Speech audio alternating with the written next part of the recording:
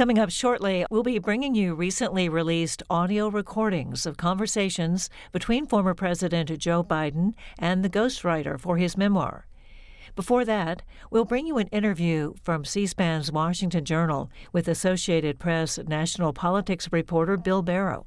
He discusses the audio tapes and the fight to make them public, as well as allegations against Biden of mishandling sensitive information. All right, Bill, let's start here. Nearly 70 hours of audio recordings that former President Biden fought for years, including some things happening just recently, to keep private are now public. What's on these recordings, and what is the time frame in which these conversations happened? It's important to note these interviews were in 2016 at the very end of his second term as vice president, and 2017, his first year out of the West Wing, out of office in advance of his own run for president in 2020. This is not the same as his actual interview with the special counsel when he was the 80-year-old president years later. And what we see through the transcript, listening to the audio, are indeed some instances of the vice president and then former vice president not remembering some details, some names. At one point, he says, I should write names down. I keep forgetting them.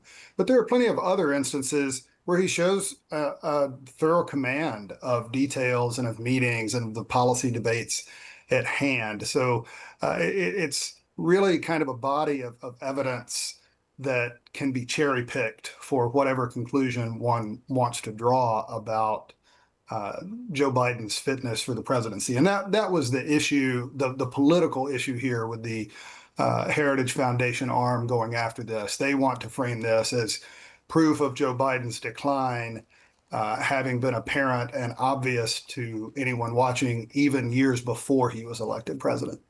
Now, Biden is heard in these recordings speaking about classified information to his memoir ghostwriter, who didn't have the security clearance, of course, that President Biden had. What more do we know about the classified information aspect of these conversations? That's the beyond the politics. That is the legal hook. That is why Robert Hur was interested in obtaining these interviews in the first place. We do see instances throughout of Biden making reference to classified material, saying, well, I just found some of the classified stuff the other day. And at other points, he's sharing with her some details and gives a warning, be careful. Some of this may be classified. Now, ultimately, over the course of the investigation, Hur decided that there was nothing to prosecute there. Biden cooperated, said that he had no intention of mishandling classified information. As for the details that might have been classified, what was released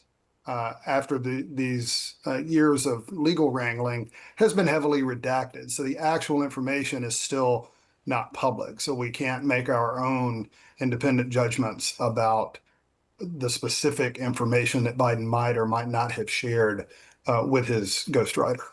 Being aware of all those redactions, I wonder, just from a reporting standpoint, do people who continuously called the president, or the former president now, for mishandling government documents in the same vein that now current President Trump was accused of doing, do they feel validated? Do they feel vindicated after these tapes were released?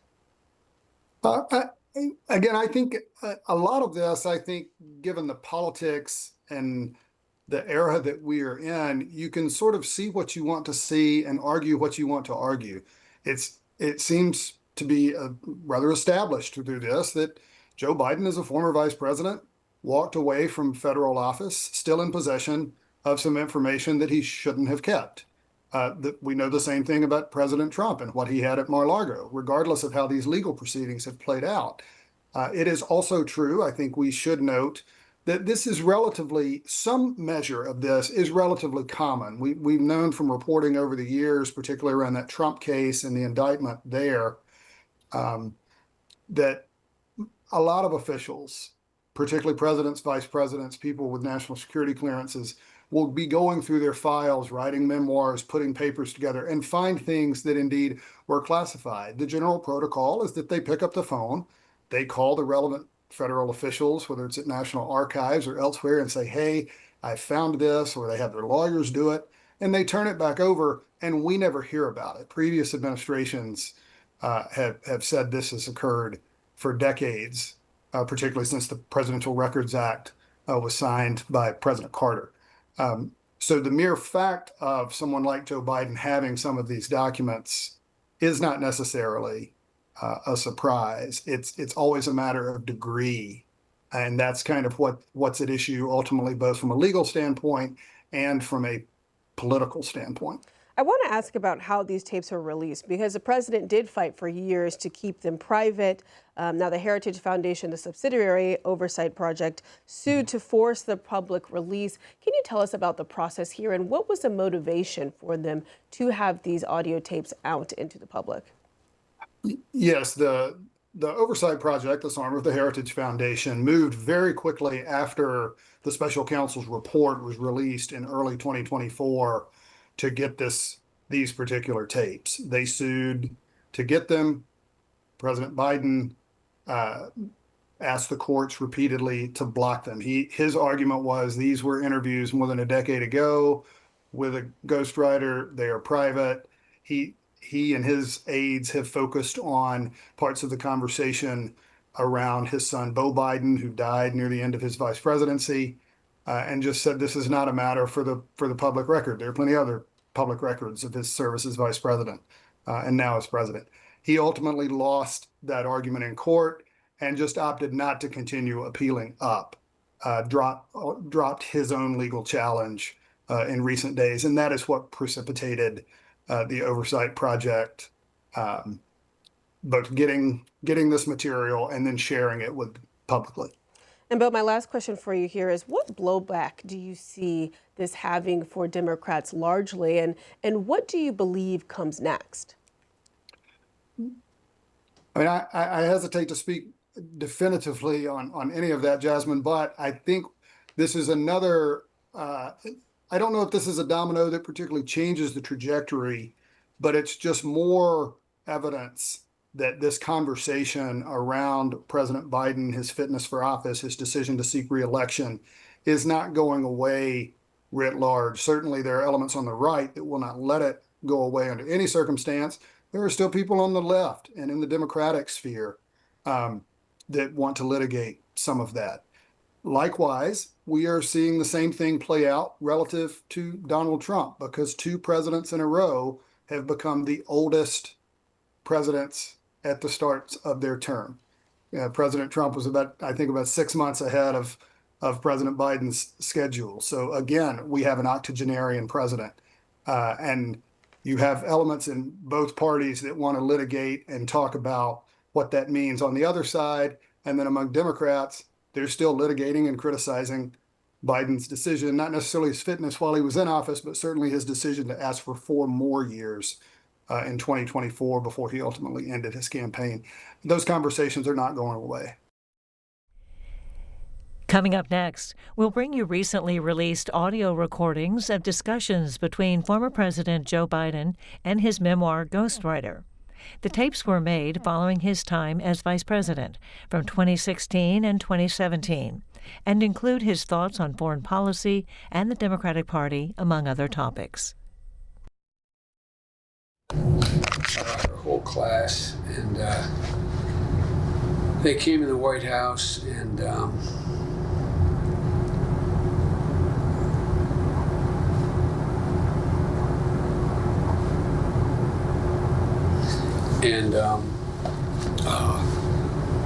the president came down, I believe, and spent some time with him. And just like last year, at the end of the year, I think some of the other things were, there was a lot of stuff going on at the same time in foreign policy. They said you didn't want to go into, but I have extensive notes. Right. Okay. Over this period of time. You actually have those here. Yeah, now there's a lot of other notes too, but I mean, okay. this is they didn't even know I have this. Okay. Because some of the stuff I'm not, going, so I go back, I have stuff on,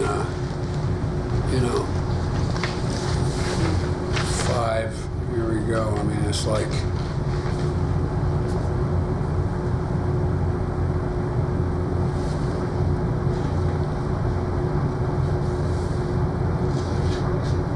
So that, I have stuff on all the way up to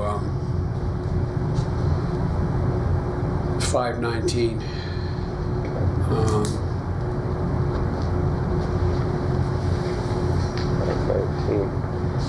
so that would be May like, 19th. Then it skips in my notes to this is 15. Um,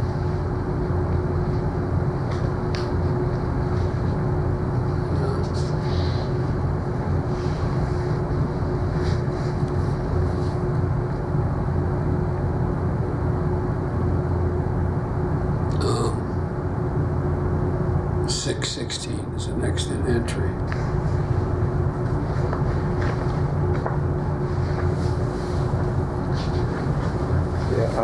what I'd like to do, maybe on the next visit is maybe, go through that particular foreign policy stuff, because it strikes me that there were three big things going on, I think. I mean, there were a lot of things, but I think Iraq, Central America, and the Ukraine seem to be the things that were chewing up a lot of your time. Yeah, because here's February 13th.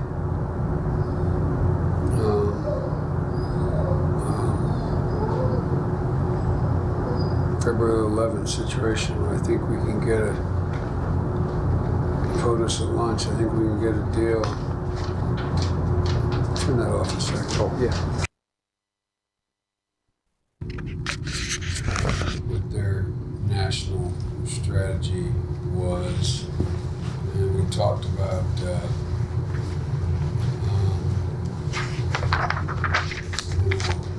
number of things from Mosul Dam to Syria. But then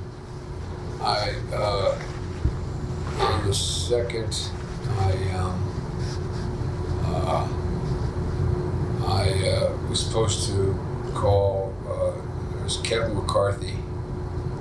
I was supposed to get in touch with him because this is after the 14th election and he won, they won. Right.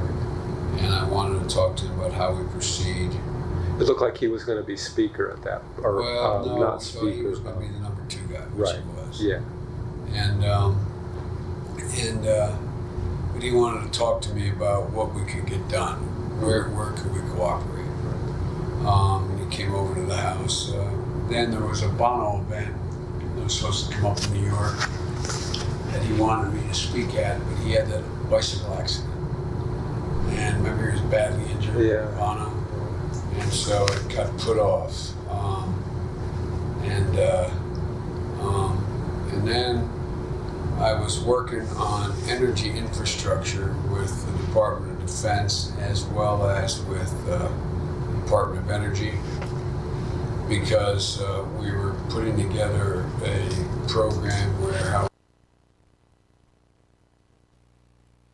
he needed me to spearhead with him a major initiative on rebuilding the energy infrastructure because it was so vulnerable. Because a lot of it was along the shoreline. A lot of it was, we talked about there were several $1 billion worth of outages a year that cost consumers a lot, and how we could be,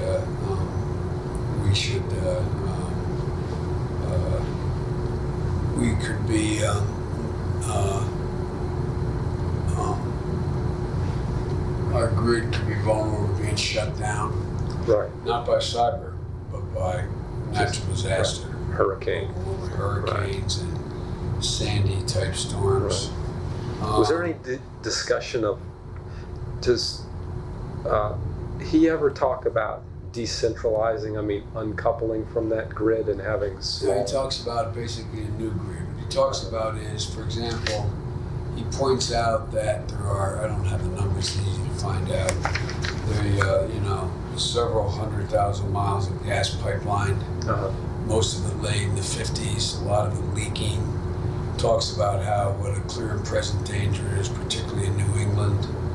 Talks about some of our water infrastructure being wooden pipes. There are still wood pipes. Wood. Talks about how there's methane leaking from some of these pipes and the number of jobs we create. We can get all this information easily enough. And I ended up going up, I can't remember when, going up to Philadelphia to talk to the PE&G about all the stuff that they could and should be doing to significantly increase the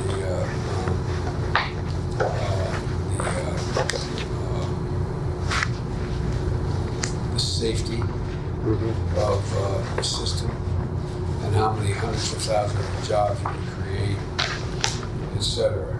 And so I was the guy who was going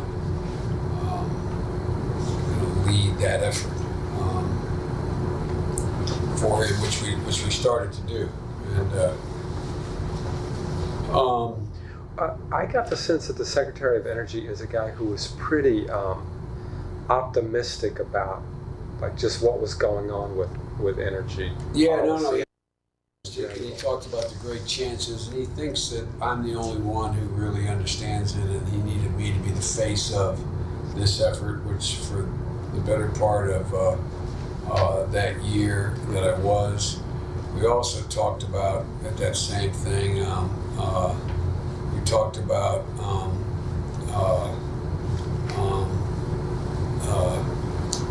vets projects that had to take place, had to be to deal with the plight of veterans. I talked about Congressman Tim Murphy of Connecticut. He had a bill to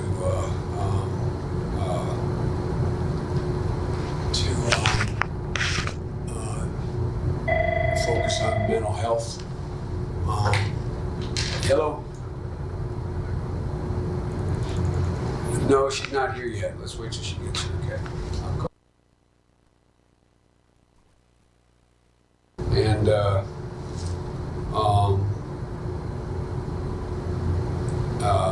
so I talked about that and gun safety and mental health. That was the connection. He was He's he was a in the so near Newtown. Yeah. Well, maybe not. I don't think he represents Newtown, but near. And then I talked with the National Security Advisor Susan about following up with Brazil and Dilma, which I was getting back on track. I was working her really hard. You had been there New Year's, right? To Brazil. Yeah. Remember though, I was the one who rebuilt the relationship with her. Right after the WikiLeaks stuff and all that. And so I spent a lot of time putting that relationship back. Then she gets impeached, but I spent a lot of time, Tony and I, talking about Ukraine and unfolding. And I called Jim Inhofe, talking about energy infrastructure. He's from Oklahoma, and talk about why this could work for both the energy producing guys as well as the environmental guys to get funding for digging up the bad pipe, connectors and all that. And then the Delaware River Project was all about deepening the Delaware River, the Corps of Engineers. I was fighting to get money for that, so I called Carper, Coons, Carney, Senator Casey, and Bill, Bob Brady, the congressman. And I had to call Elliot Engel of the Foreign Relations Committee, who was fighting the Iran deal. to try to, rein him in, which I was able to do. And I had to talk about Carper supporting the Iran deal and help we got. Plus, Carper was very engaged in helping me get funding for Central America and the Northern Triangle. So I talked to him about that. Was this all literally in that one day? Yeah. My God. And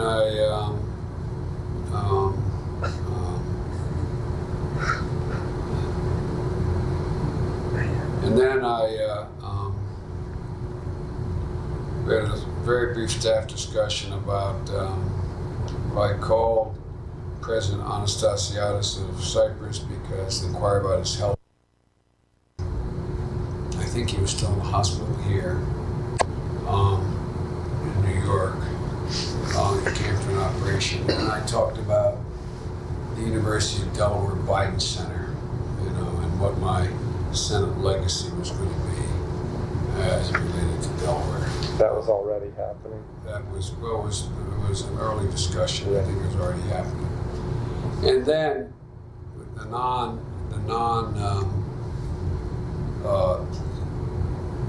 non-classified part of what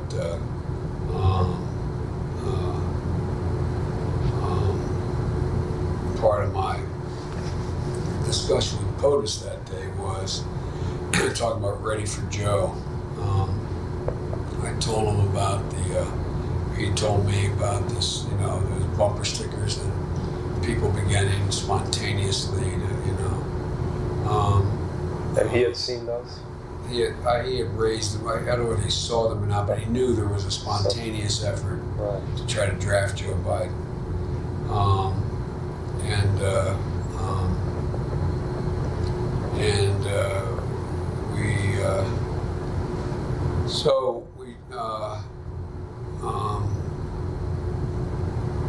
And then POTUS was talking about you got to avoid the. I can't remember what he meant by it. Avoid the Mitt Romney, John Kerry situation, which is where they got. I assume he means they got pulled in to start earlier than they were supposed to. And he said, his comment to me was, "I'm very protective of your legacy and your image. Before you do anything in responding to this effort to get you in, why don't you wait till you get." I told him that Mike Donald was doing memos for me as to how to run if I ran. And he said, then decide, because you can always change your mind, in 3 minutes here. You don't have to go on this. Why don't you wait till you get more hard-ass read about your chances? And he said, you ought to talk to Pluff, Seamus, and me. He said, I'll be blunt with you, and sorry they, will tell you the truth based on what the numbers are. And he said that after that, if in a week,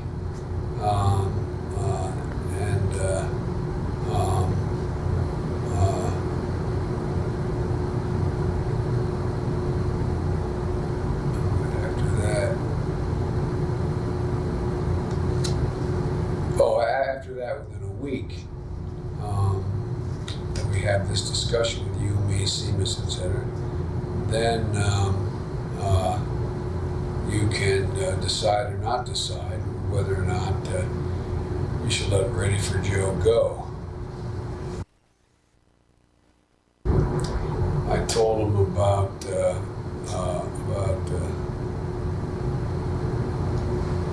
great rollout. What was I talking about there?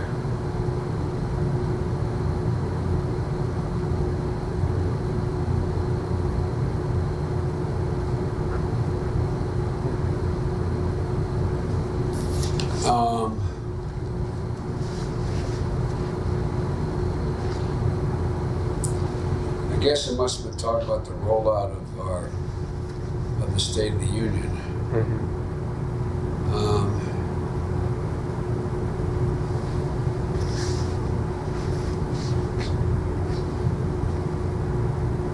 this be sort of maybe like the the agenda going forward in the next 2 years? He wonders how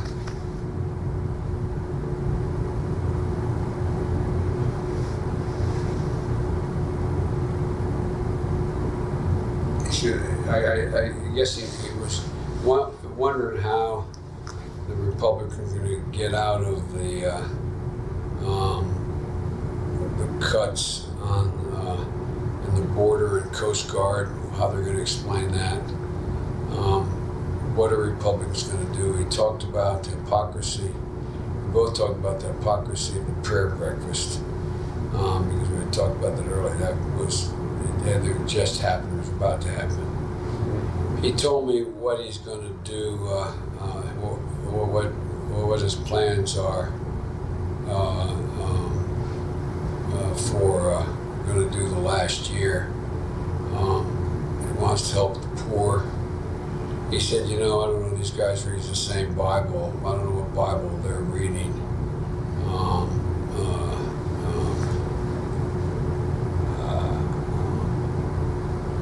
I don't know what Bible these guys are reading.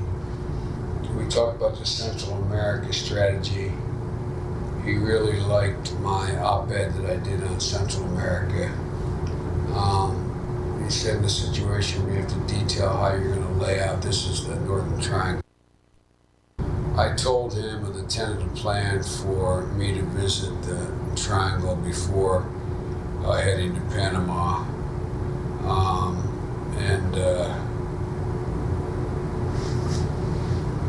Ash's confirmation, Ash Carter's confirmation. We talked about that, I guess, for a minute.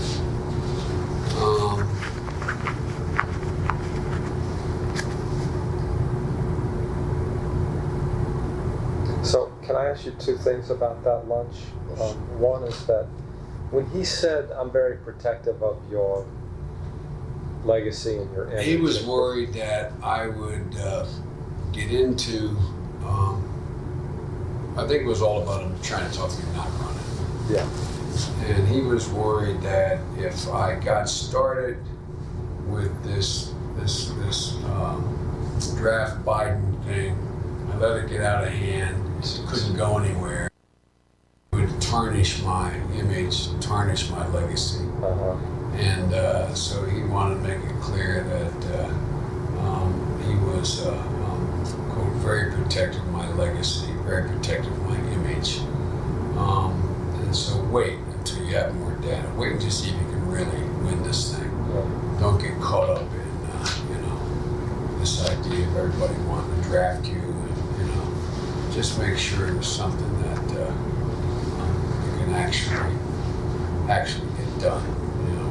Is it doable? And the fact is that he didn't think it was doable at that time. That I could actually go out and get the nomination. Was that your read at the time, or are you? That was my read at the time. Okay. And he probably at some point said, at a minimum, it would be a really uphill battle. Right. And she's already really well organized.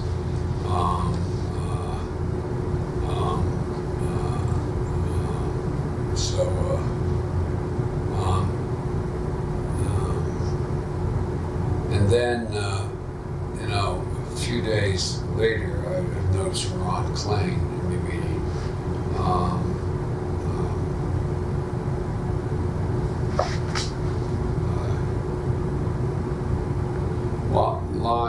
He said, Ron was pushing that you really should decide. You need a group to put together to hold the terrain you have, and you have to develop a narrative as to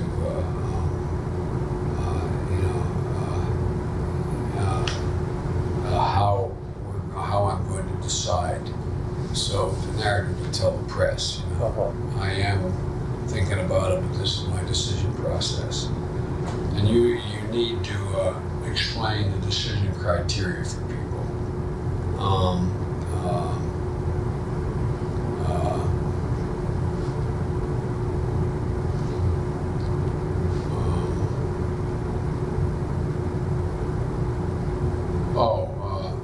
And what you don't want to do is you don't want to.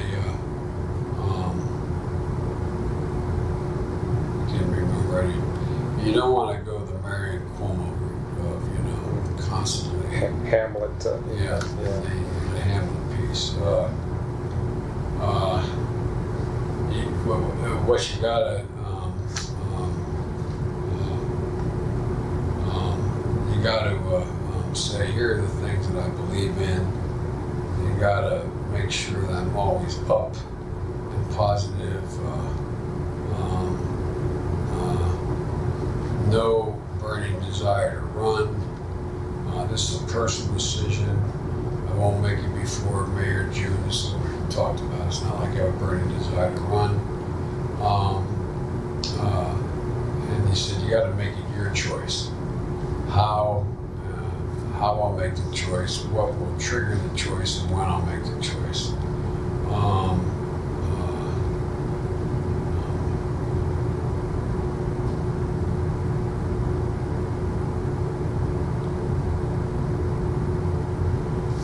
He said, my decision to run or not run doesn't have to do with the field. I'm not out testing a message. Remember, she was testing messages. Avoid the whole idea of looking like you're testing.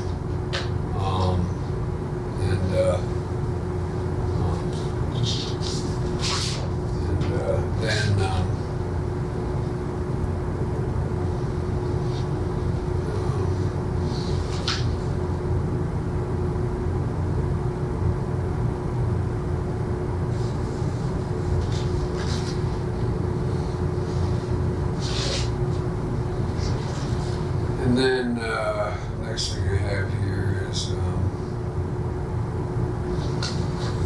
this is classified. It's all it goes to the 17th.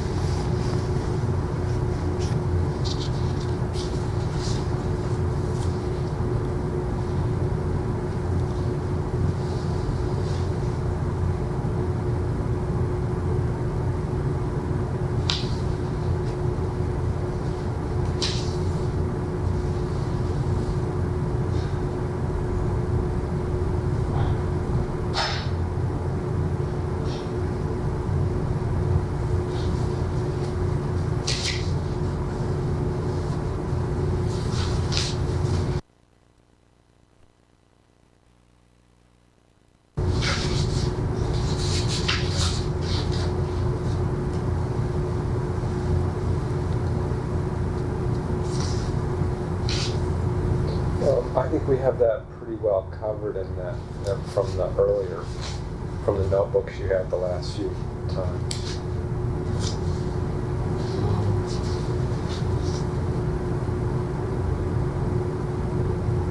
I spent a lot of time this month on Ukraine, in Brazil,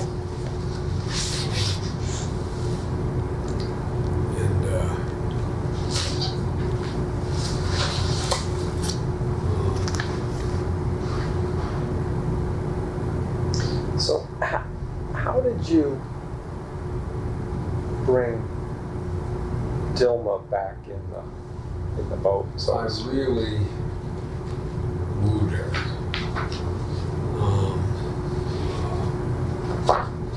And I spent a lot of time talking to her. I spent a lot of time convincing her that it was in U.S. interest to have a relationship with them. She used the phrase in a press conference that Vice President Biden is seductive. I remember we're not married yet, but he is seductive. I got her to believe that we weren't deliberately, trying to undermine her, and we weren't listening to all her conversations, and that she had to understand that it was not in her interest at all to cut ties with us, and that I talked to her about how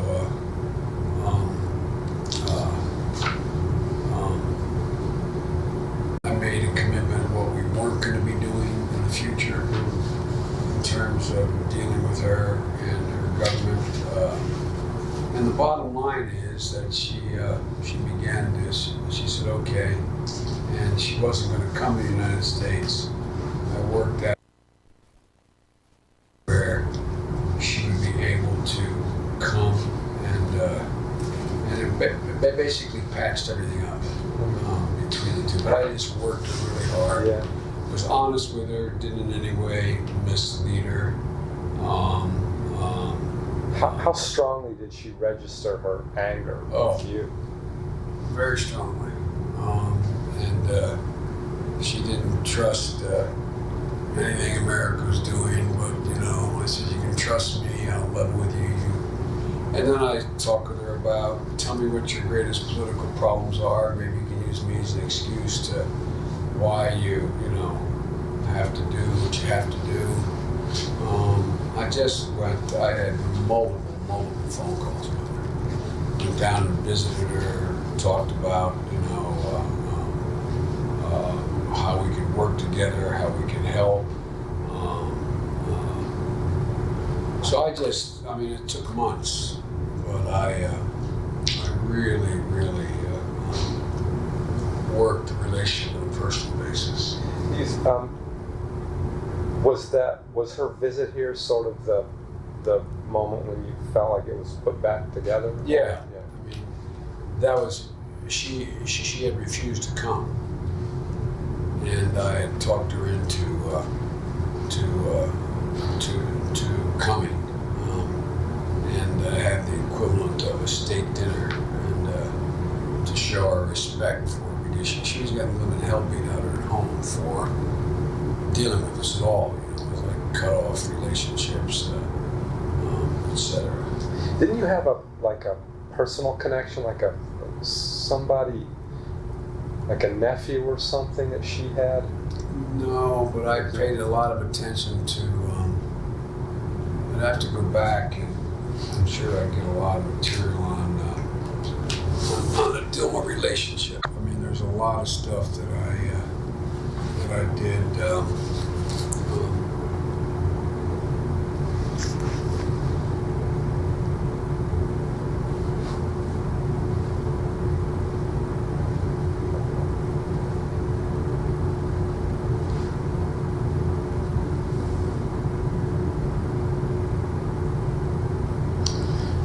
I'm sure I get us a lot on that. Okay. And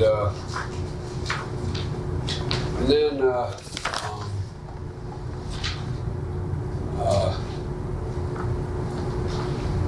and I was working the same thing. I was working really hard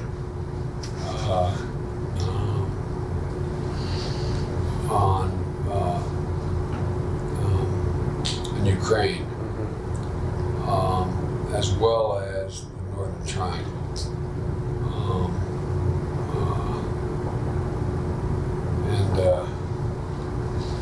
I also was meeting with the Qataris and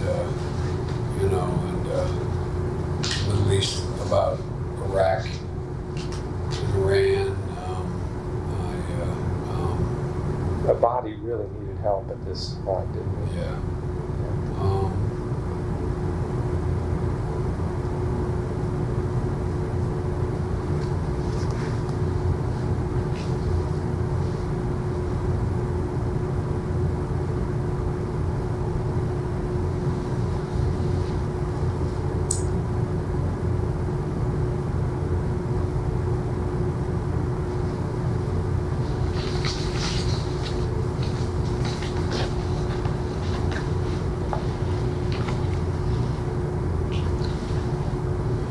This was the time when I was making the case to the whole administration that instability coming out of the Arab Spring was not going to go away anytime soon.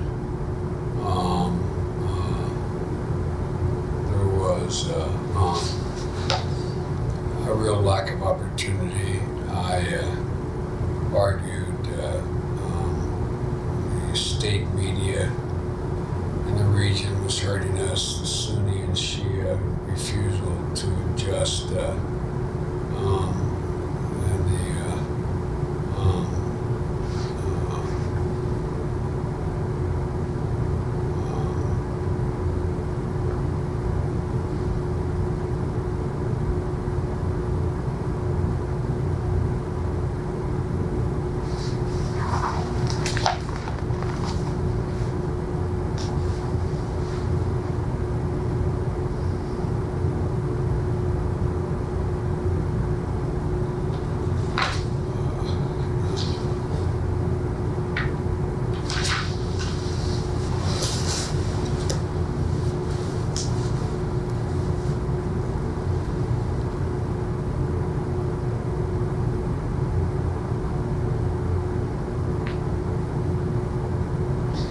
Was there any one of those,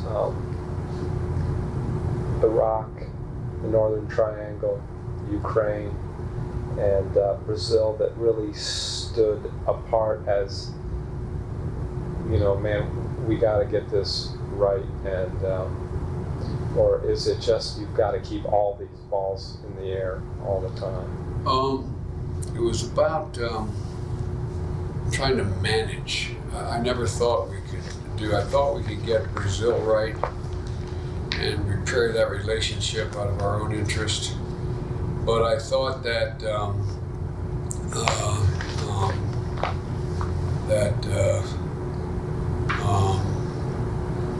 there was, and all this time we're working on the. We had done the Iran deal, I think, by this time. It was the framework was being worked on. Yeah. I think the framework happened in April. Yeah, and so I was of the view that you know.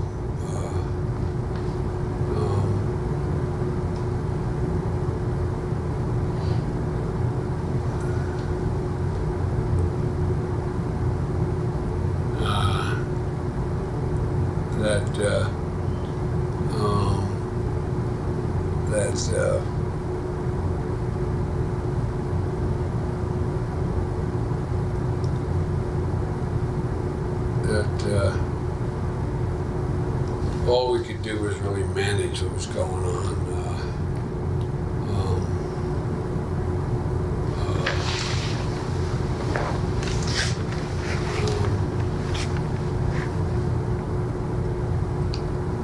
And I was making the case that Nusra was a terrorist organization at the time, and the argument was, were they or weren't they? And I was making the argument that they were. And I was talking about we just have to figure out how to manage this. At the same time, I was... Where was Nusra operating? In Iran. I mean, excuse me. In Iraq. In Syria.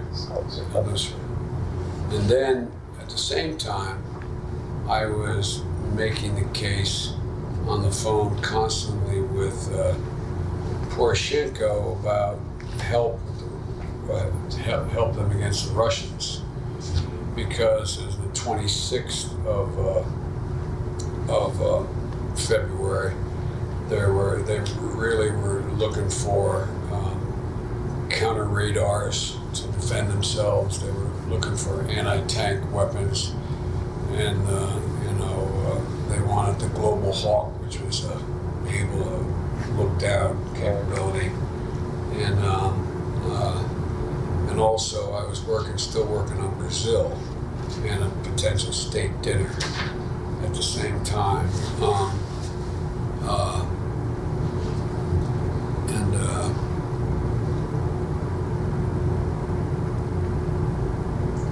Were you kind of a lonely voice on Ukraine at this point in the administration? I've been the lonely voice the whole fucking time. Yes, it was. Making the case. I kept making the case. We pay now or pay later. Yeah. We either help them now or it's going to get much, much worse later. And what will fall will happen. Also, during this period, I think this is when Schultz was trying to get me to run. Howard Schultz was calling me. And I got a call from Joe Donnelly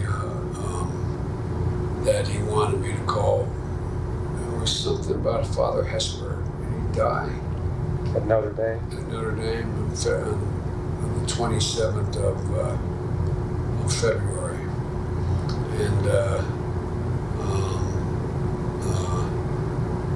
And I was meeting with Bill Bradley, who was talking about me wanted me to run. And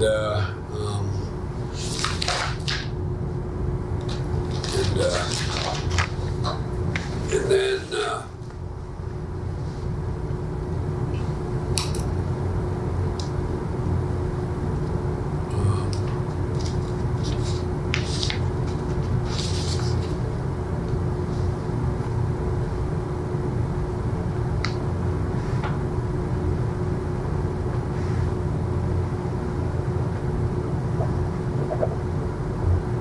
And when people like Schultz and Bradley are calling, you can't tell them what's going on in your life. No, I didn't. Told them I was thinking about it.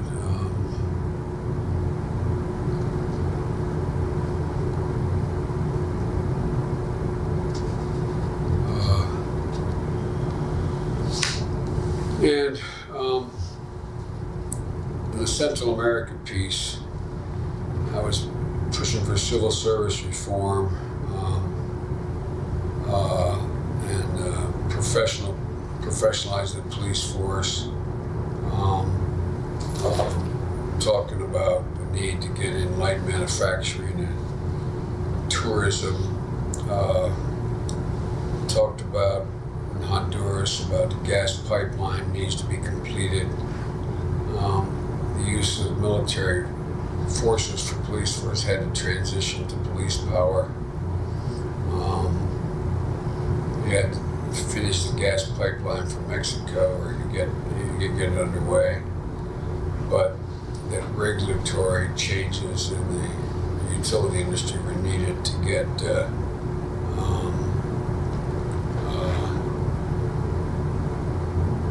anything done. Like to get investment in there, they needed to. Yeah, but they also, in order to get it built, in order to get investment to get it built. Wasn't there also a mechanism that they had to sign off on, like it was almost a UN policing mechanism? Yes, I insisted that this was before that. I'm trying to get the time frame. That's what we got to have somebody sit down with me when we do this. The time frame was that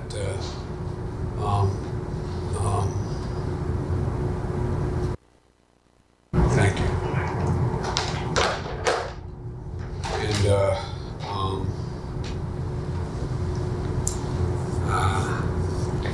And that's something I can. That's a matter of public record. That UN thing, I can check.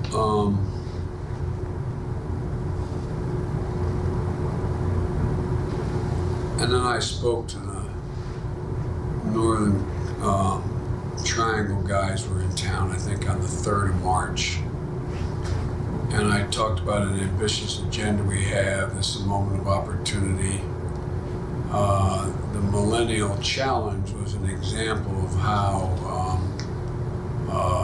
we can organize our effort. It had to be transparency.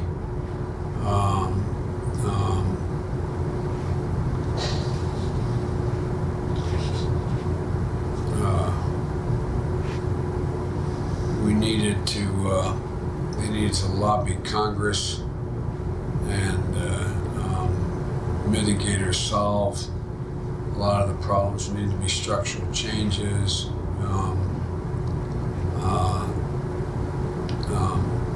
The wasn't just about giving the money. We had to, it was required know-how, technical assistance, educational assistance, and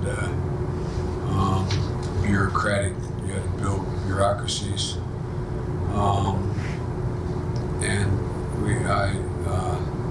we had to lobby beyond the government. We had a civil society, religious society, the business community, and in detail what they were going to do was absolutely necessary.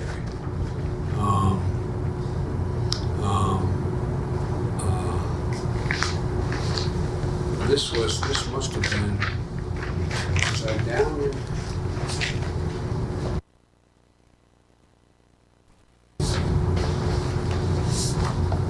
I may have been down.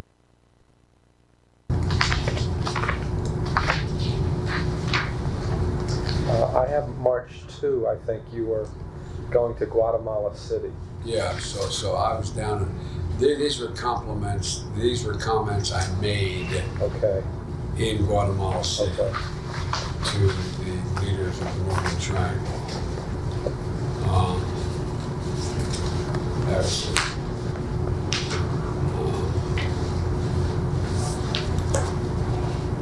Is there some fun when you're on these trips No. down there? No, never. Yeah.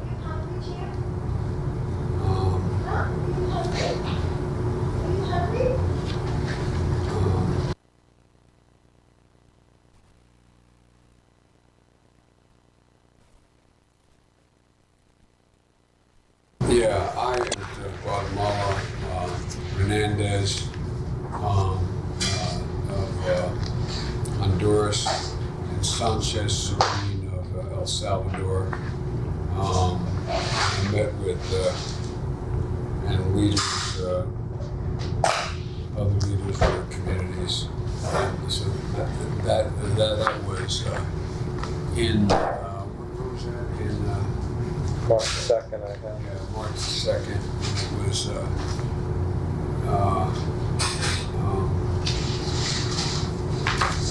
back.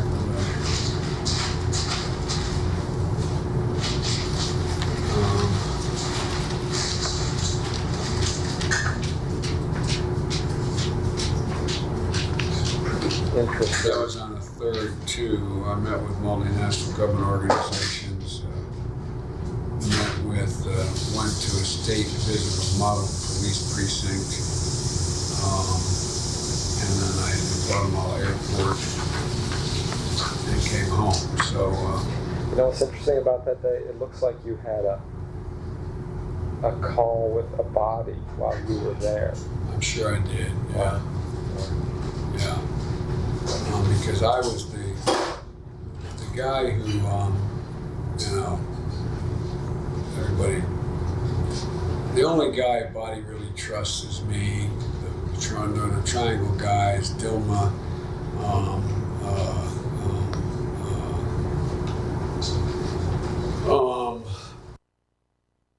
Ukraine, yeah, Poroshenko, all those guys. And then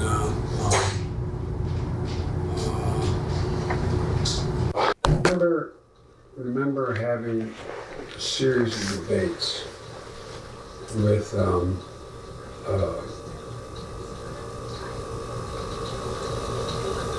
nuclear scientists who helped develop the atom bomb, the hydrogen bomb. Professor Hella. Mm-hmm.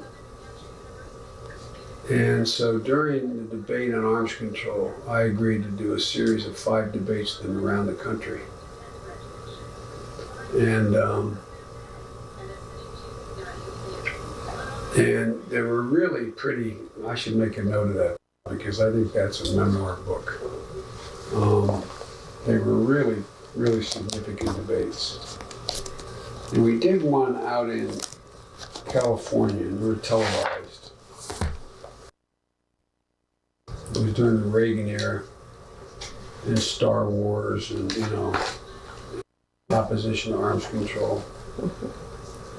And Edward Teller, the father of the hydrogen bomb. He was a Hungarian who lived under communism. And the argument he made was that in a nuclear exchange, we would lose, the Russians would lose at least 20 million, up to 35 million people. And we would lose as many as 12 million in retaliation. And he said, but the Russians will still strike first because they don't care about their people. They'll absorb 20 million to 30, 50 million, 20 to 30 million loss. And because they lost in World War II 20 million people. They don't value life. And because they lost 20 million, they're prepared to lose it again. And I remember saying to him, I don't know what made me do it. I said, you know, Professor, he would never stand next to me when we debated. We'd be on a stage and there were, there were over 1,000 people every time we debated. And the podium would have to be at opposite ends of the stage. He would not do in the middle. He wanted to make a point.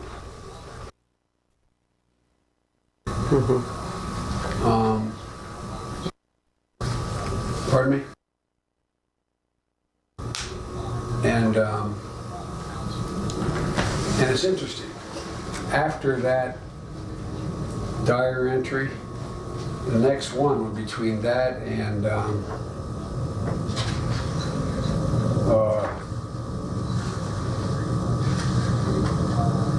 7th of July was a long meeting on the Security Council on the part of it was classified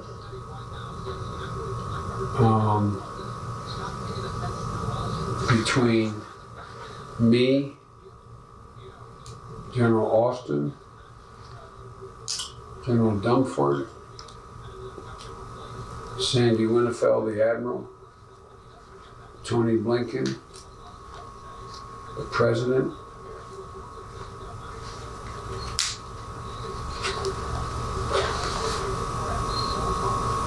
Ash Carter,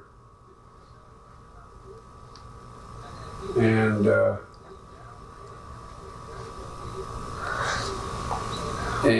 argument, as well as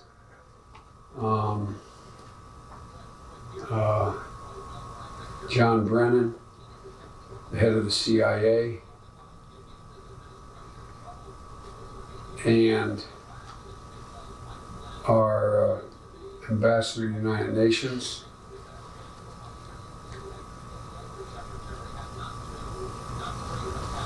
and it concludes by saying, so this was early on, in '09, I just found all the classified stuff downstairs. I wrote the president a handwritten 40-page memorandum arguing against deploying additional troops to to Afghanistan, on the grounds that it wouldn't matter, that the day we left would be like the day before we arrived. Was pushing. Yeah. Yeah. And I made the same argument relative,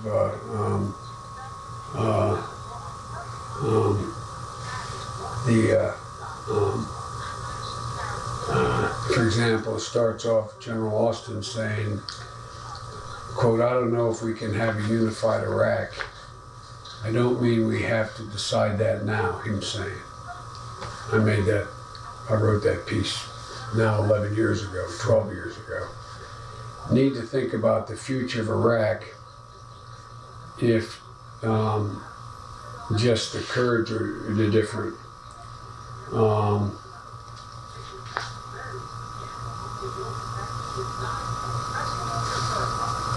How do we get after the people's original objective. It was different than Iraq. Anyway, the point is, I have this fairly profound meeting within, at least within 5 days after that diary entry. Uh-huh. Because we're making the decision, what do we do? Do we double down in Iraq? Do we move toward what I argued 5 years earlier, that we should have in Iraq and Afghanistan, we should have a counter-terrorism strategy rather than a counterinsurgency strategy of occupying and changing hearts and minds.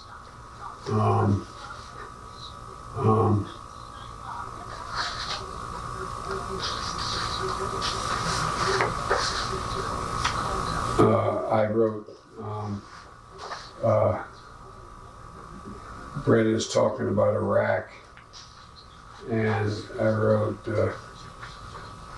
John saying, that's what Biden said. Wait, who was saying? John? You said John Brennan. Brennan, CIA, yeah. Yeah.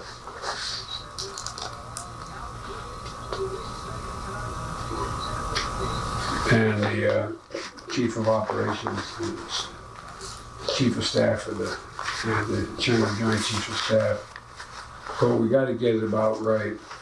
Iraq's historic conflict is a historic conflict that will take a long, long time to sort out. We must keep Daesh, that's what the Arabs call it, ISIS, in perspective. You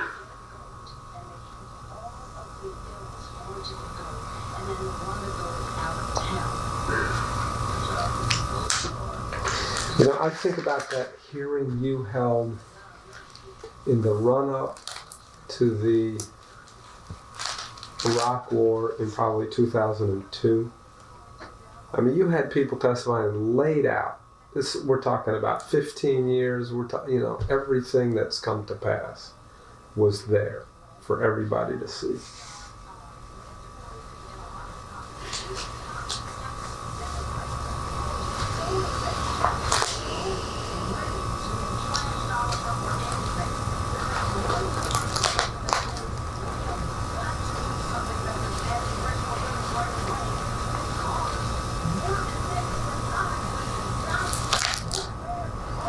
Then on the 7th, I had a meeting with Ted, Steve, Mike Donnelly on the 7th of July.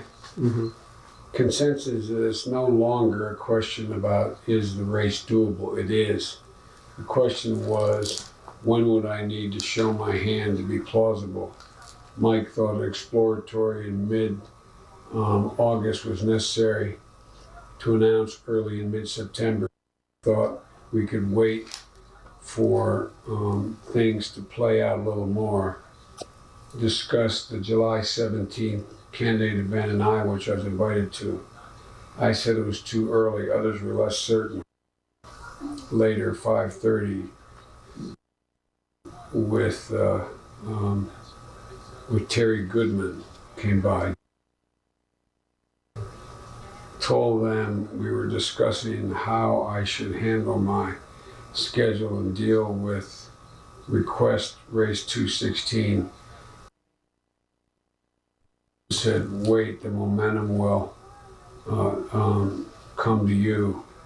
Making a 1968 analogy, Terry said, that was, Kennedy. Yeah. And it's, and lots of interest in Iowa, while there is some enthusiasm for and there's a question whether there's enthusiasm for Hillary there or anywhere for that matter. We basically left it that because I had to go back to the White House for a reception with Democratic senators, during Q&A, Barack said, best decision I've made was asking Joe Biden to join me. Several of the senators stood up and gave a standing ovation. he said even then, he'll go down in history as one of the best vice presidents of all of history. He has been with me in every decision I've made, and he's always had my back, even when I've been wrong. And I wrote here, generous comment. Then on the 8th of July. That was on the 7th of July That was the 7th of July. reception happened? Yeah. Okay. And then on the 8th of July, Steve, Mike, and Ted. Mike said, clean announcement, clear announcement, clear assessment of negative attacks from Hillary. State my position on money, exploratory committee in August, polling in August, 30 persons, find a lawyer, a digital director, a press person, let what happens come to you.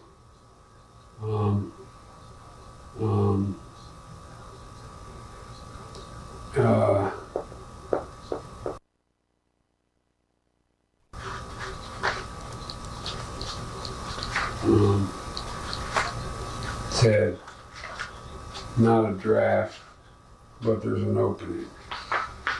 JRB, I said, what are the negatives of timing and what will POTUS do? Ron Klain, you lose, you lose. A sitting vice president, not like in 2008. No, if you lose, you lose. As a sitting vice president, it's not like in 08, meaning that, when I lost the nomination, everybody, he said, there's no romantic dignity in losing. Understand that if you lose, it'll be a big loss. There is an end point to mourning, classic Ron Klain, just, like the neurosurgeon.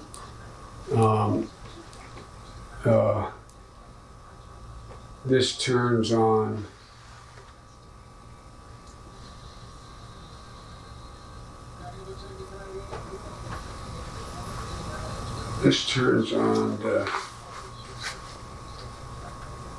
to think about it. One and only exercise is write your announcement speech now. The theory of your candidacy. I'm running for this reason and I'm willing to lose for this reason. If you can't write a good announcement speech, you shouldn't run. And then on the 10th, Steve,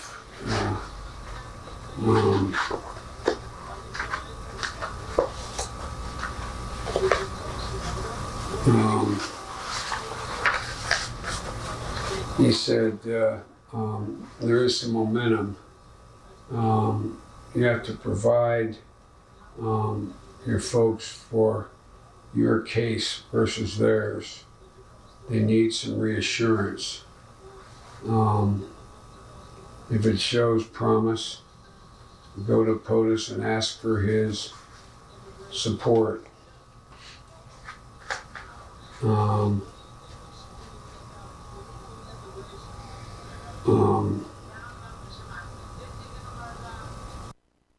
See, best advocate, strong desire for, this is about the middle class. You are the best advocate. That's what the race about the middle class. You're the best advocate. There's a strong desire for the real versus the phony. Intense dysfunction.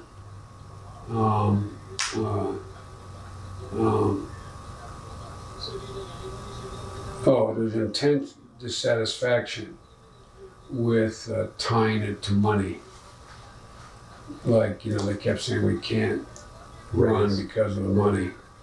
It's candidate performance. Claim to a record. Claim to a record in the party that they're not claiming to. Closest to the president, be his best defender.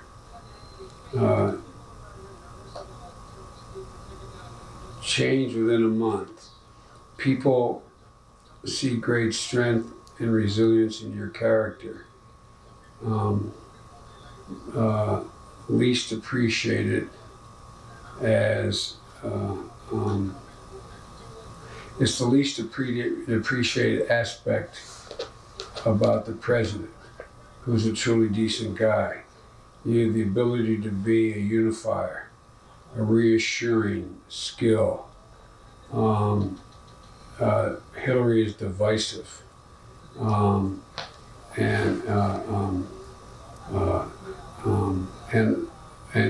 Bernie is too angry. You've been brought into focus is the depth of your character, the understanding just how tough life can be, and your connection to those people. Steve, lay out a big, bold picture of what we can do for the country in the future. Mike, Hillary Clinton, incapable of being forthright, tied to Wall Street. Fundamentals.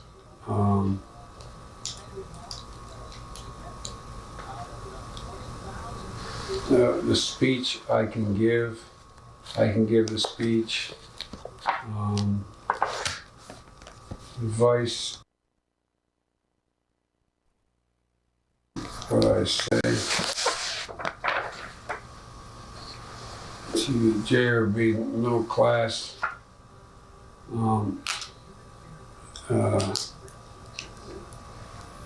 is being out of shape. We're the richest country. The richest people in the country can't buy this election. Nearly 8 years ago, we went to work. We did it together now. Best decision ever made was to join him. Brought the country back.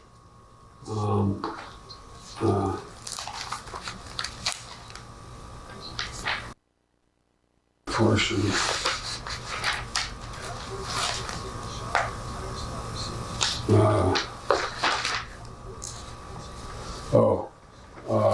Unlike George H.W. Bush, suffered factory, but then when he saw him being fished out of the ocean, it was about how to deal with my downside.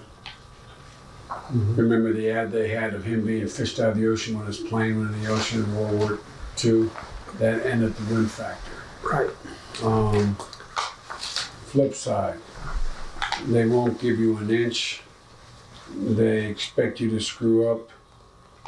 You can't raise the money. Comparison to you, Hillary Clinton dynasty. On the left, you though have an 80% rating. An honest assessment of that issue. The gaffe issue is like a virus. It's dormant. When you make a mistake again, they'll bring it up.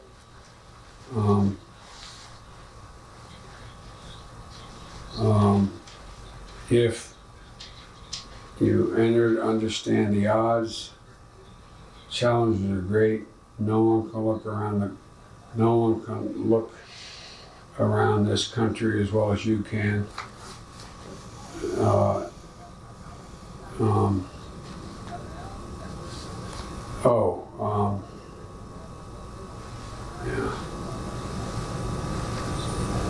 It's all this is a matter of principle. It's happening in front of us. It's being bought by people with powerful interests. Just as this party has stood for civil rights, this is where we are. The future of the middle class is at stake. I'm committed to the middle class. They don't believe anymore. Here's what I'm going to do to start. I'm going to start by lowering their taxes and free college education. no one gets to the point in life I've gotten to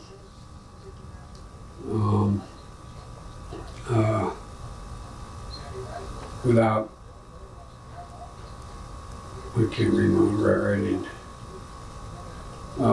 enormous progress President and I have done. I'm not going to stand by and see it undone. And then, anyway.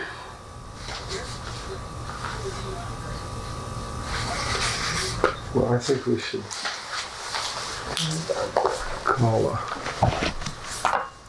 call a night. The next day, I have briefing it. So this had to be another day. The 15th, I had, then the 17th, and then I have 2:30 p.m. meeting with General Austin.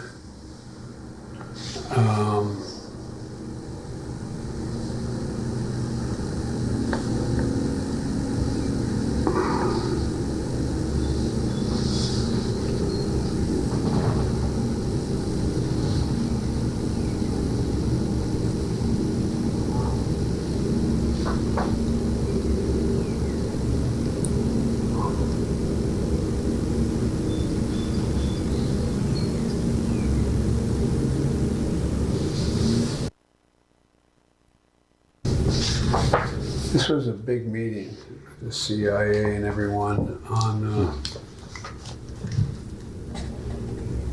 it was, Was that a July meeting? I don't know, it looks like it is. It says, I changed pens. So it's gotta be after the 17th of June. And then it's a long meeting where DOD brief at DOD POTUS Air Force 2, 2:30 p.m. I may be on Air Force 2 at 2:30 p.m. Don't mean we have to decide that now. Question mark. Need to think about the future of Syria. If just Kurds, it's different. Oil, water, and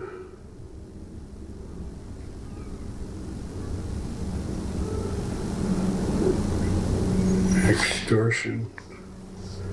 How do we get after these people? Original objective is different. Those in Iraq and Iran want suppression of Sunnis. Only way to speed it up, we need to accompany JTAC and two soft forces. We're pretty good at penetrating, we're protecting our soldiers.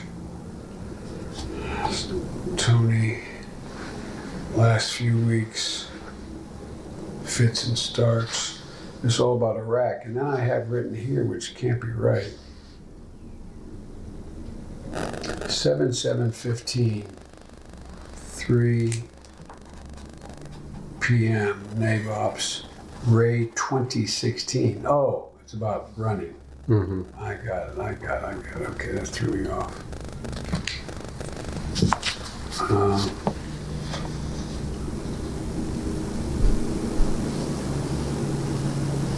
And then, I remember. So this is between. This meeting occurred between the 17th of June. Okay. And the 17th of, and the 7th of July. Okay. John of the CIA said,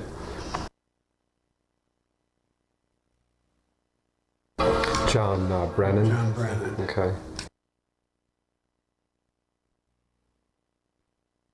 Sorry, but that's basically Me. that's. But he's now, right. Yeah. Right. I was just going to check and see if I have in the schedule when that meeting might have been. That's sort of like a. There was a big meeting down in the Situation Room. It would have been.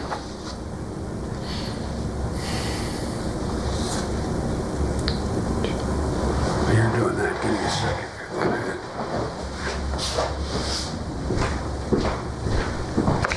I can't remember where he made that famous comment, if you don't like Joe Biden, there's something wrong with you or something. Yeah, he did that in a car interview, while he was running, yes. And this was right, it was right around that time I had that clip.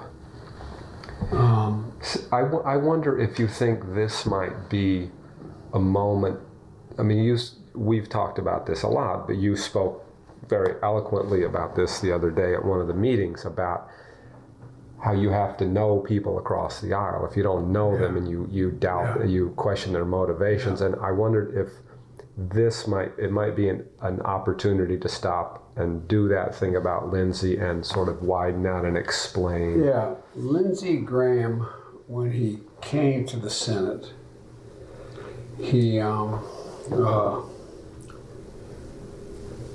trying to remember how the relationship, in the meantime, was happening. I got a call from Dilma Rousseff that she wanted me to come to her inauguration. And this is before she imploded. I know we're not going to write a lot about her, but it's a context. Yeah. You were in St. Croix, right, when you went from... Yeah. And so, but I got the invitation earlier. Okay.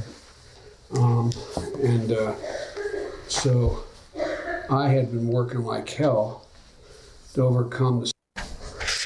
In the meantime, what was happening, I got a call. Yeah. You were in St. Croix, right, when you... In the meantime, what was happening, I got a call from Dilma Rousseff that she wanted me to come to her inauguration. And this is before she imploded. I know we're not going to write a lot about her, but it's a context. Yeah. You were in St. Croix, right, when you went from... And so, but I got the invitation earlier. Okay. So I had been working like hell to overcome the Snowden stuff. Right. And we started to actually make some real comments. If you'll make a note, look at my book. If you make a note, I will too.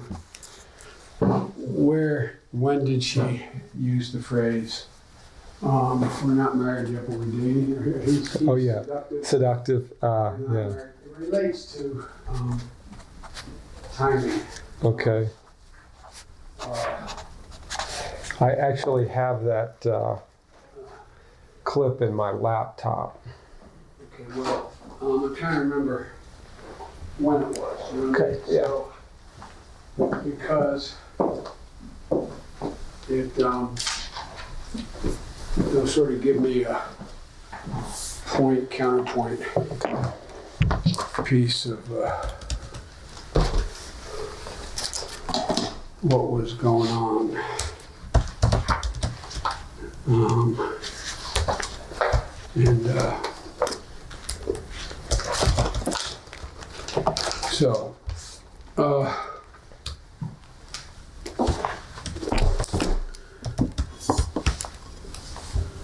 We were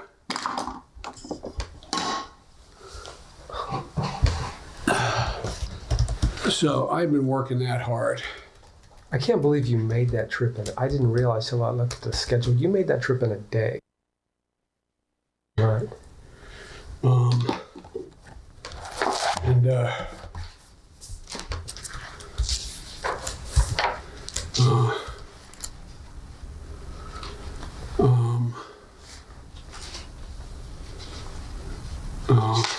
So she made the comment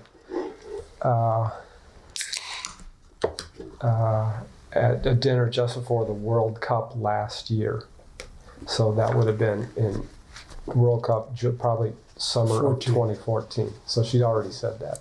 Yeah. Yeah. I've been working it real hard. And the other thing,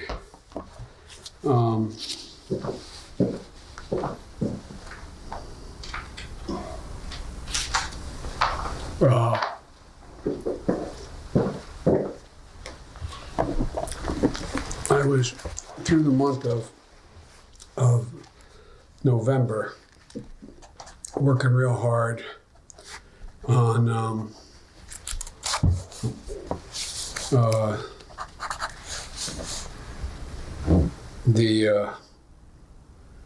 had we passed ACA? We had we?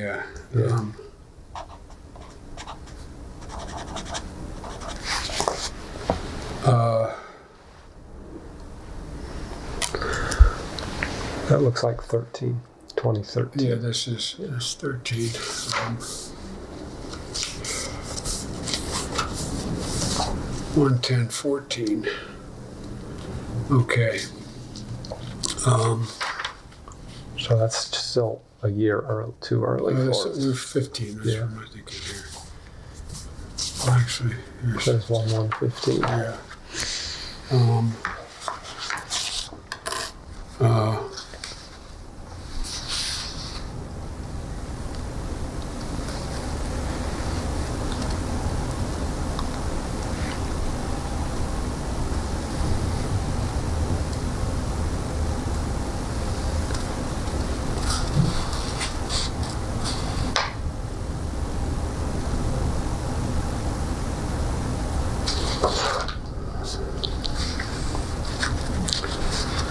Okay, this is November 14. Let's get my. Okay. I was working a lot with Ukraine and with on He was energy. the energy guy, right? Energy. And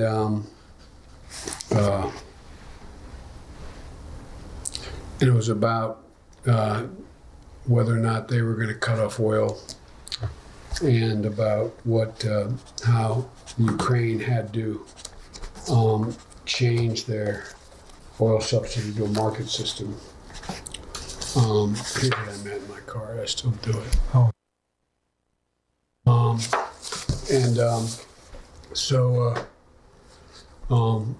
In order to get IMF loans, they had to move more to a market economy because they were way, way off, and had to deal with corruption in the energy sector.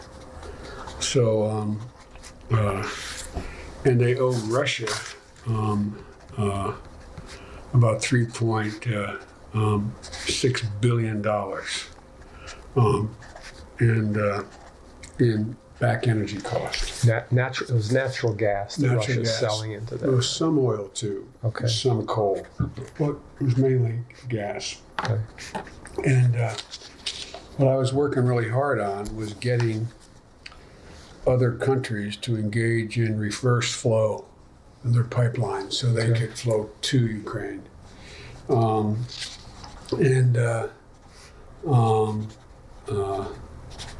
the IMF was the subsidy, they were subsidizing the cost of energy 81%.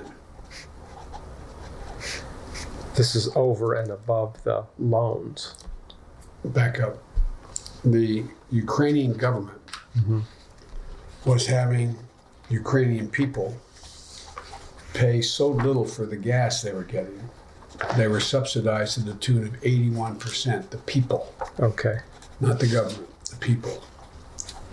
And so, for example, you'd ride through rural parts of Ukraine, and it'd be 12, 15, 20 degrees, and the windows are wide open in their homes, for real. IMF said they had to phase in a government tariff. But the gas deal they had no real European assurances that they'd be part of the deal. And then on the 26th and 14,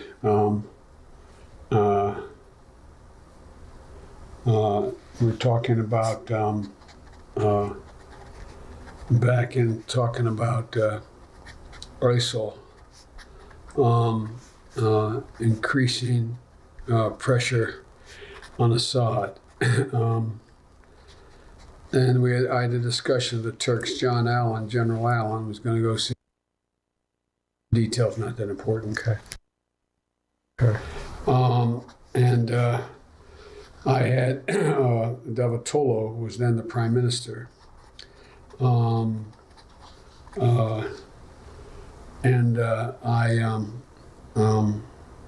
President Erdogan. I tried to expand on the 8 points. What were the 8 points? I can't remember. And having been burned by Libya, right? Yeah.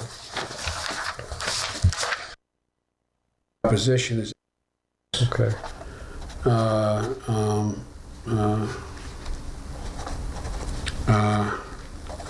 With the Okay. Yeah. Okay. Okay. Awesome. Okay. As they started grabbing land, they were grabbing that was oil a big fields. argument. Right. Did they send the speeches to you? All right. What was I going to ask you? Something else. Oh gosh.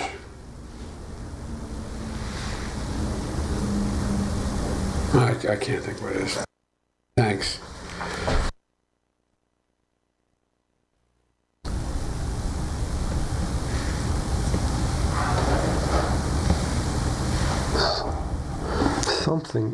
Something quality? I can't. Some of this may be classified, so be careful with Okay. it. I'm not sure. It's not more classified, but.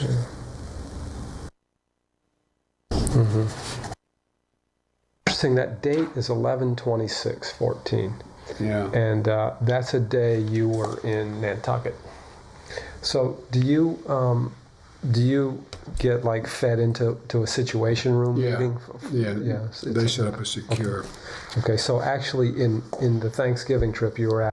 By the way, on the 26th, I had a long call with Arseniy Yatsenyuk. He told me they'd formed a government. They'd agreed on a new speaker and an agenda. He said, I'm, quote, keeping my commitment to you that you asked me to do on our ride to the airport. Remember I talked about the ride to the airport? Yeah. I thanked him for following through.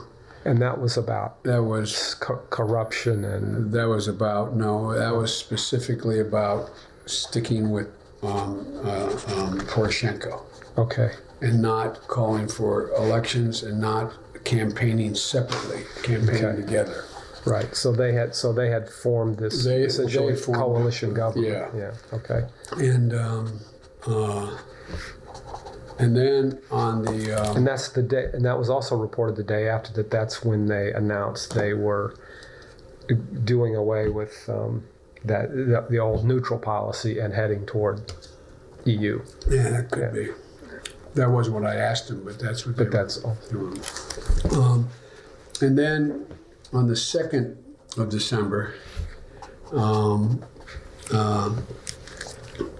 we had a discussion about Turkey and the Russian pipeline with Hochstein at 11:45. What was going on was the Russians were now they were kind of bribed the Turks with what they call South Stream.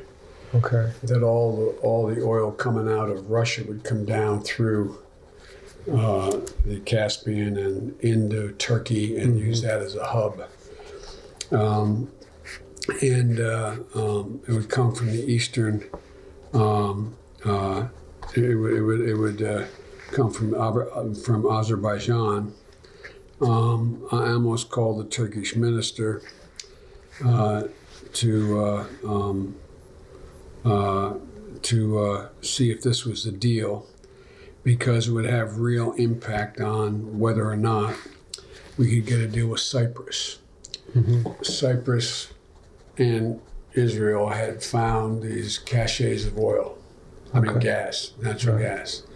What I was trying to work is an agreement whereby Hochstein and I were trying to work with the Turks to say, okay, why don't you make a deal with Cyprus?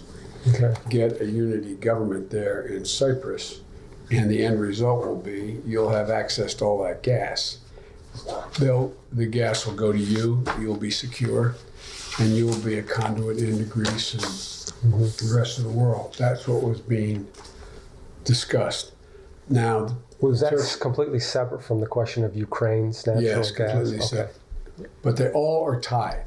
Yeah, because there's one market. There's one market. And so what happens is, what they're worried about is if Russia, instead of going through Ukraine, came down through Turkey, through Azerbaijan, it would cost the Ukrainians $10 billion a year in lost revenue. Okay? Okay. And a secure access to gas. But the Turks had to get, the Russians had to get their gas east. So they came up with South Stream to go below Ukraine, cut them out. Right. And at the same time, that's all energy is fungible. At the same time, what was going on is that Israel had found this new gas supplies in their territory, as had Greece. Now, Turkey was arguing that as did Cyprus. Turkey was arguing that it wasn't Cypriot gas, but under the UN resolution, it is within Cyprus's geographic boundaries and border, and they were threatening to send ships in to block the exploration and the rest. So what I had underway, it looked promising until the Russians came along to try to fuck it up, was to say, look, work out a deal, let the Turks and the Greeks on Cyprus work out a deal, which you end up pulling out off the island over time, a unified government, bi-communal, bi-zonal. They can then cut a deal with you, because they're part of the EU, they can cut a deal with you to get all the gas you want, because it's illogical to go up north to supply Europe through Turkey. Right. Okay? And so so for the Turks, that was like, God, that's great. Fuck me, we're going to be a major player again. Right. We'll have energy. Right. And then the Russians come along and say, no. We'll make you the hub. All the Russian gas, instead of going through Ukraine, will come down through you. It was called South Stream. Okay. And the Russian reserves, the Russian gas is much more than what they were going to be able to pull out of Cyprus, likely. No, not really. Oh, really? There's a lot of gas. Wow. But there would be plenty from Cyprus. But what it was Russia had no other way to get their gas to Europe. So, so call the Turkish administration and say, hey, have you guys made a deal? And they rope-a-dope and said, not yet. They haven't. And I put, then Jordan, if we allowed the deal to go through in the Eastern Mediterranean, that'd be $4.8 billion would go forward with Israel. The meetings went well. This is a case where Jordan is looking to Israel now and saying, hey, look, we need gas, we need oil. And it's really easy to connect a pipeline right through Israel. The cost of that pipeline would be $4.8 billion. And in 2012, the Sinai pipeline to Israel and Jordan was bombed, and it's been out. 10 months, there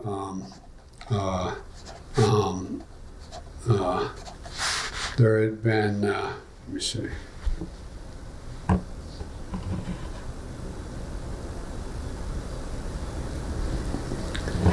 It's about the timing. the final deal, $14 billion over the next 10 years of offshore Israeli gas. So, and this would also, I remember this. There was a big discussion earlier that there would be oil in the Dead Sea.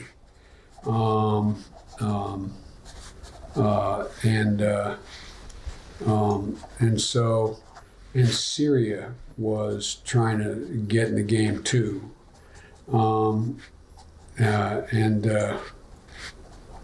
So the question was whether or not this had been an Arab pipeline, whether or not the Israeli gas had gone on an Arab pipeline, which included, here's what we need to do, which included Egypt. So there was an Arab pipeline that had been envisioned.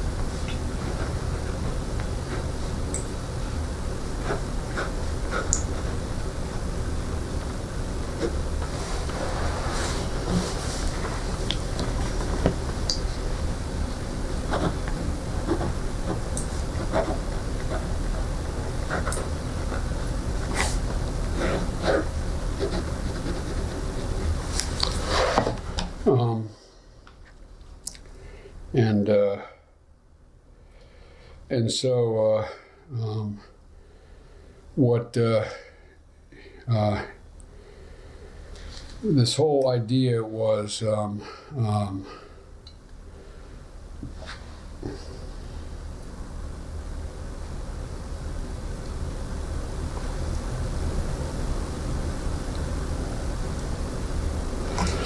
the Arab pipeline was this idea that there was talk of going, instead of the option was that the Greeks would sell the oil, the Cypriots would build a pipeline down to Egypt. Okay. And Egypt would go under the Red Sea, tie into existing pipelines, and tie Syria, Lebanon, Jordan, and Egypt together in what we're going to call the Arab pipeline. Okay. And at the same time, this was going on the second. Was I back in the second? Yeah, back in. I didn't think they were doing nearly enough, and they should have been able to put in all the. We've been through this. Right. We know how to handle domestic violence, right. But it's like the universities. They all start like we hadn't learned anything, right. We hadn't set anything up. Right. So it's a whole new institution, and they won't. They have and to I argue that they should be able to go beyond the command. In other words, the commanding general should be. But I lost that. Then we went back to Brazil, and there was whole focus, a report by Jack Lew about Brazil's economy. Pritzker had just been down there. And again, you don't want to get into it, but this whole big thing about what was going to happen to Brazil's economy and Brazil's exports. The basic problems in Brazil, weak education reform through views, TTP, dialogues and working group. We had set up, this was, now I have 1/115 written for this. Okay. This was my brief to going down to and I brought Lou and company with me. to set up a working groups with after her. What I did was I argued that we should, before her inauguration and after we did meet, we should set up working groups on the economy and education, a whole range of other things. And so Pritzker was with me, so was Jack Lew. And we talked about why we should become better trade partners. We talked about macroeconomic policy to discuss structural and financial sector measures, trade and investment, etc. And so Pritzker set up a U.S.-Brazil CEO forum, talking about TPP and TTIP, and work beyond Mercosur, MERCOSUR. That is the economic, that's like the EU for Southern. We talked about commercial relationships, and we talked about foreign direct investment and all these issues, education. And then we set up dialogues in a working group on the economy and commercial relations with the Secretary of Treasury, science and technology innovation with the Secretary of Energy, bilateral and regional and global issues with the Secretary of State, defense and security with the Secretary of Defense, people to people with the State Department, public diplomacy and other exchanges. And then we discussed they wanted to become part of TPP.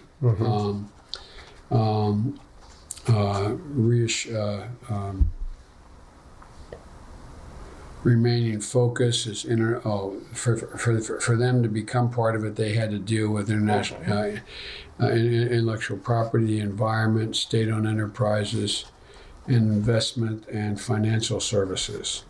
Bilaterally, they want to talk about market access and between us and agricultural in terms of government procurement. The next round of would be in the U.S. on the 26th to the 1st of February, 26th of January. The final ministerial meeting for us to decide whether they could be part of TP was going to be March 6th to 8th with Japan.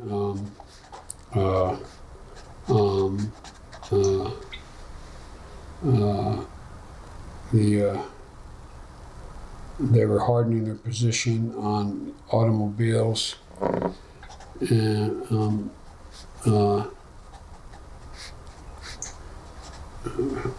we're prepared to spend a new proposal on autos. Brazil, one of the most protective markets in the world, high tariffs, complex tax system, regulatory regime, reliance on localization measures mean you got to buy and sell local in the market, industrial policy, etc. Through all the problems. Objective was restart all the dialogues, including the CEO dialogue and the presidential dialogues and the CEO dialogue. Reason she is meeting with me and doing this, it helps her politics with the business community, and until now, their deliverable was her just showing up. The lingering issues were the Defense Cooperation Agreement, more interaction between our militaries, General Secretary of the Military Information Agreement, shared technical classified information, open skies for civil aviation and peaceful use of space. They're all being discussed. Now on the 6th, I'm opening up the Mexico. Where am I, the 6th?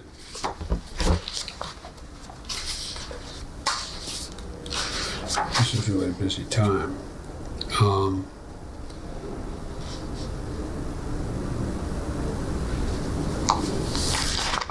Okay, this one opened up the Mexico high-level dialogue. Met with Peña Nieto. This is in Washington. And I broke off at 11:45 because I had to swear in the new Senate on the 6th.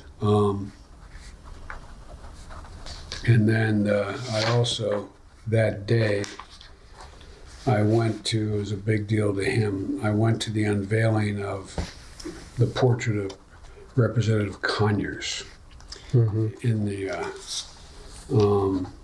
so that's what I did. The next day, the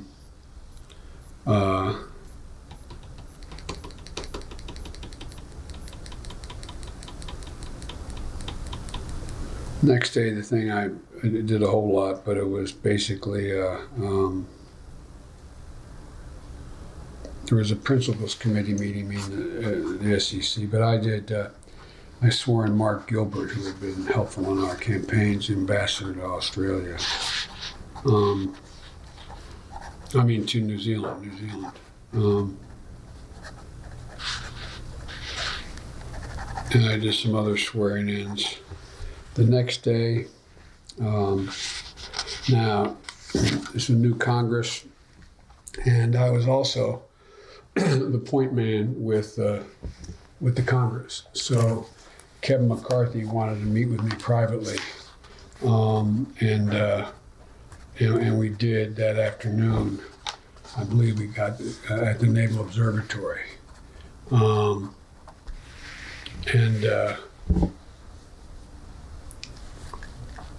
and then I dropped by later that night at the UFCW commercial workers, food and commercial workers, Joe Hansen. I dropped by a reception they had.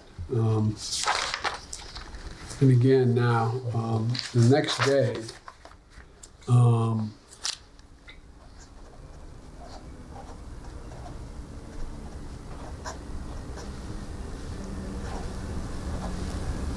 I went down to San Antonio.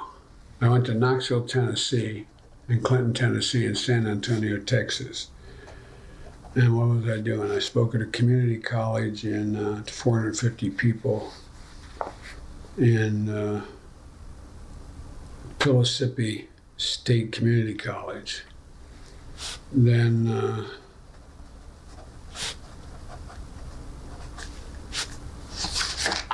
that wasn't the Techmer trip, was it? It may have been Wheels Up.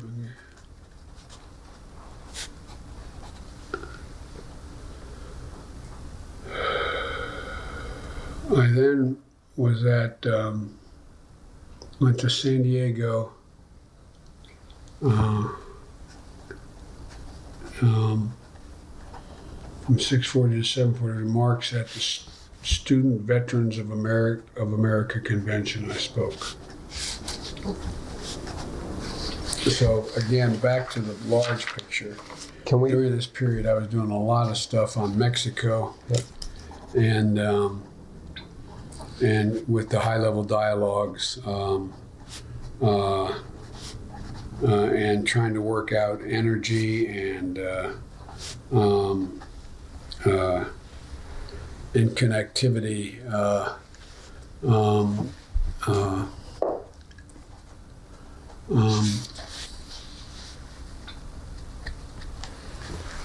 And then, can we back up for a second to the 5th of January? And can we spend some time on that? I had all those presidential notes.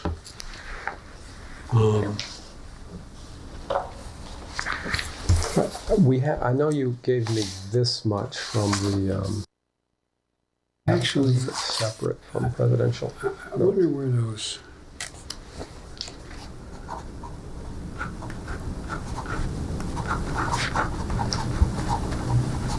Do you have separate notebooks of the? Yeah.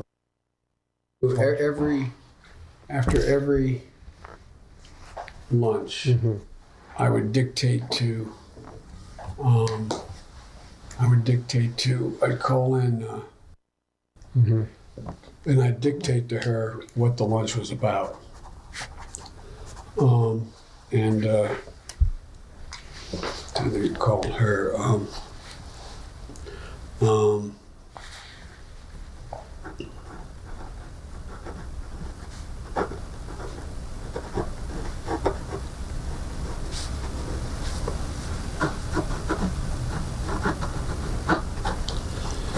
I had all those at the house in a safe. I don't know what they made me do with them. But what I'd do, I'd make up a card, one of those little cards of mine. Before I'd have lunch, I'd meet with Steve and anything anybody thought I should be bringing up on our agenda. And then and I'd come back and I'd dictate notes to as to what actually transpired at the lunch. So this is, I must have met with Klain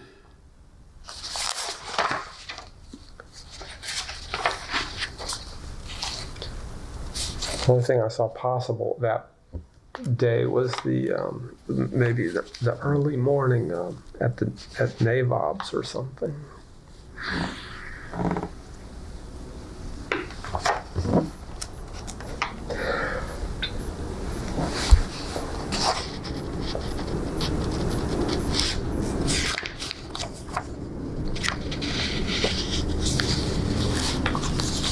Oh, did I?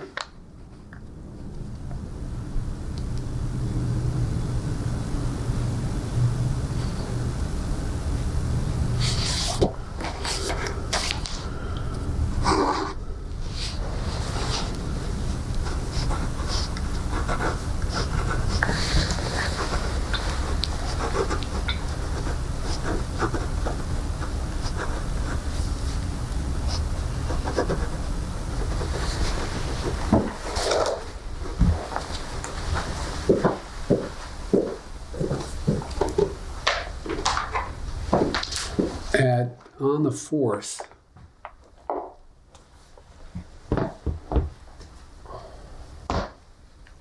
at 2 o'clock,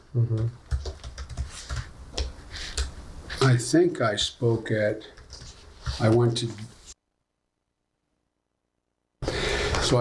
went to that memorial service in Wilmington.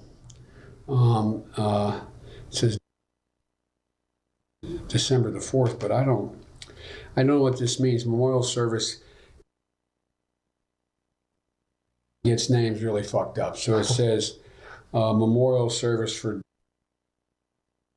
I don't think her name was, I forget.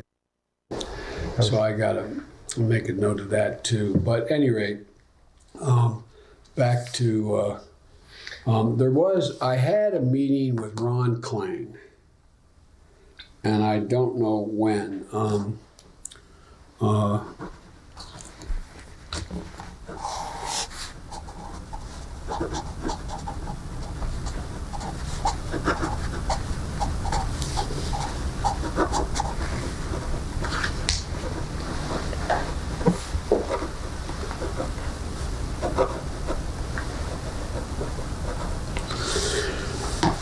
During this period, remember, we talked about it earlier, we're focusing on what we're doing substantively, but during this period,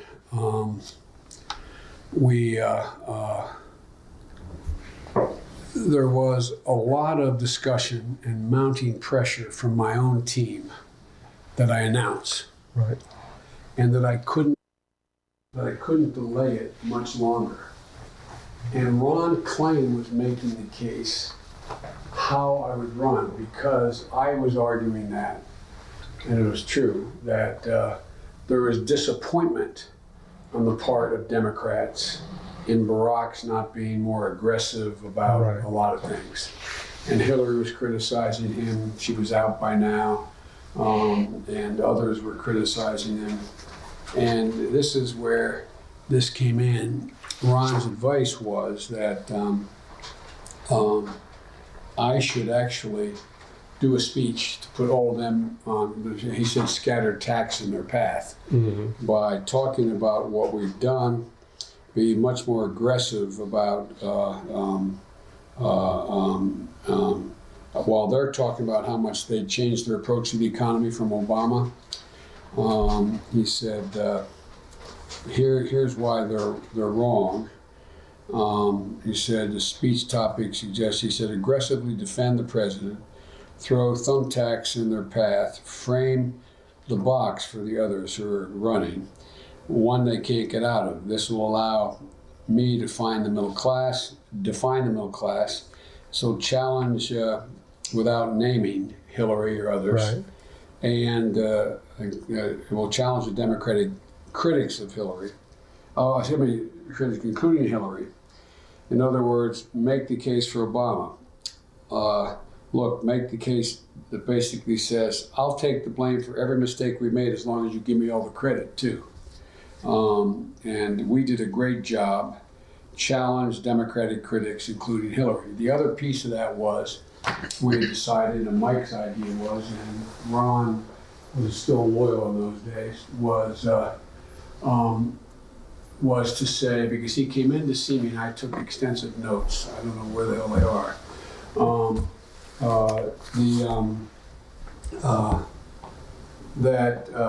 Mike's idea was, look, this is what we've done, and I'm proud of it. And I'll take credit for it if you bet. I'll take blame and credit. But this is what I'm going to do from here. Right. Instead of going after what we didn't do. Right. And what they were doing. The others saying, well, if I were Barack, I would have done more in the economy. Well, I was a really lonely voice on housing. I was a lonely voice on the middle class. I mean, I thought we should be much more aggressive in putting these guys in jail and the bankers. I mean, for real.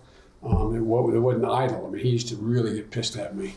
And I stopped doing it. Barack used to get pissed. Oh, yeah, really pissed. Yeah. Because I think the reason he didn't do it was I think he does buy this argument of the moral hazard. Like you went out and took a risk.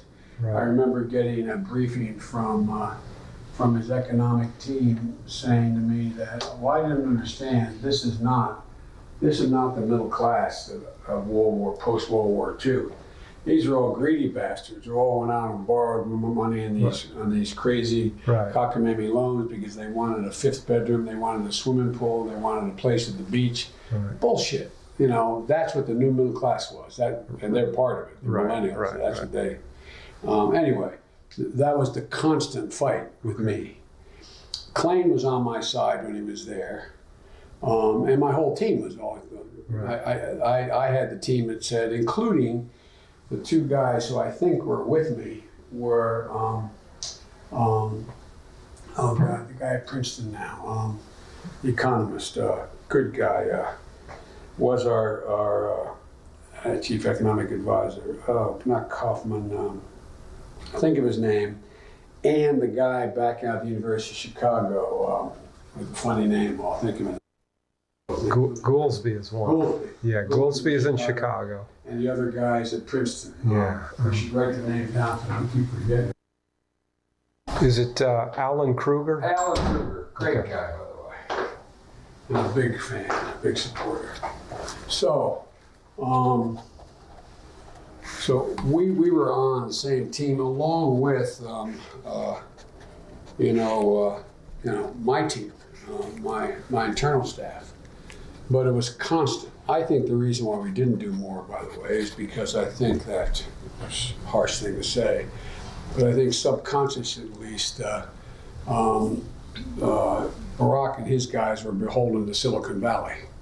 Right. And the Valley guys didn't want the shit that I wanted to, They want free reign out there. Yeah, and the other thing was that there was a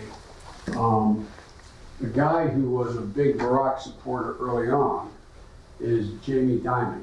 Yeah. And Jamie Dimon was, part of the people who should have gone to jail. But, well, Jamie Dimon is the architect of the Clinton, Glass-Steagall. Yeah. He's the whole ballgame. Right. Yeah.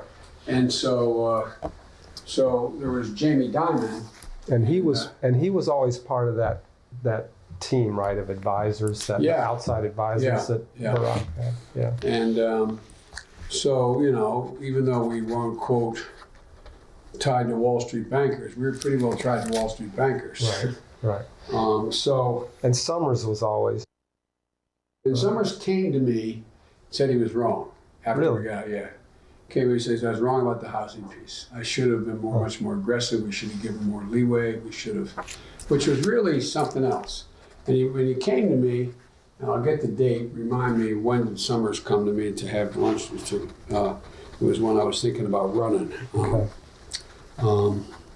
Because Summers is not a guy who's known for admitting to mistakes. No.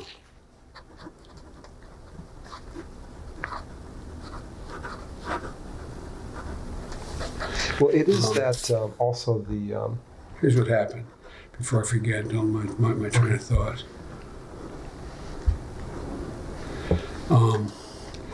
He also pledged to support me in 2016. Summers did. Yeah. Now, part of the reason for that was Barack had promised him the Fed, and I thought he should have appointed him to the Fed. And Barack backed off the agreement, backed off that promise, Larry.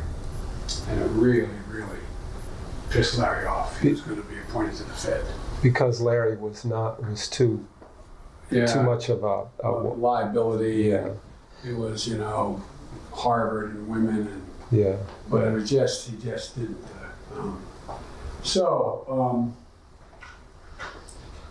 Any rate, so the context.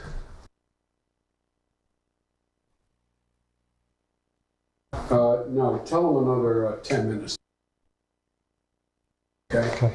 Tell them 15 minutes, so I'll have a chance to read. Tell them I'm in meetings, okay, still.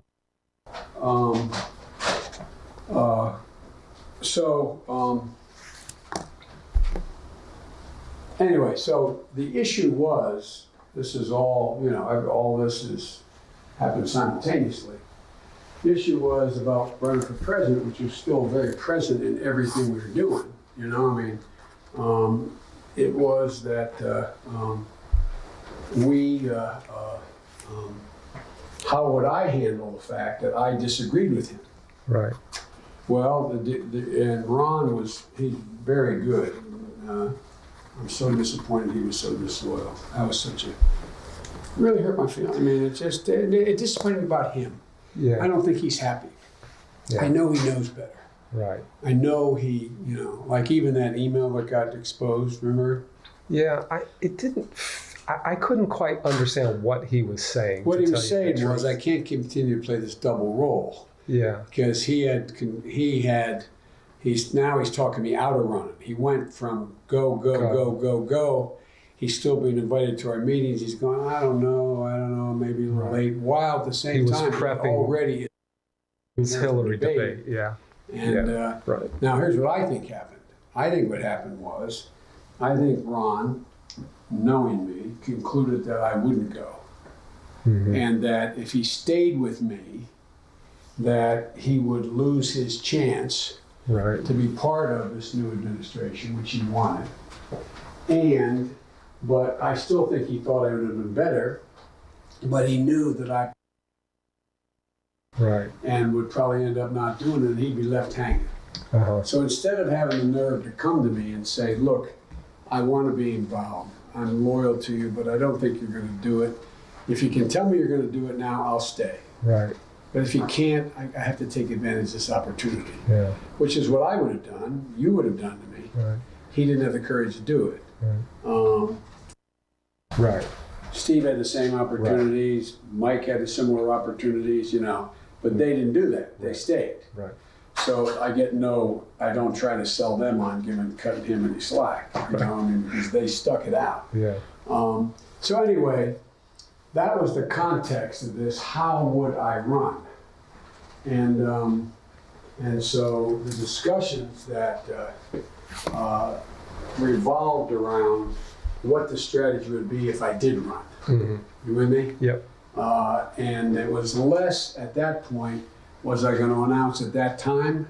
It was more at that point, how was I going to run? Right. So what I was saying to these guys, looking back on it, what I was saying to them was, look guys, I don't know that I'm gonna go, but let's move like you're gonna go. Right. Put together the plan that, this is a really important point. Put together the plan that would allow me to win the nomination and be elected president, but what I'm not prepared to do, I'm not prepared to ask other people to commit.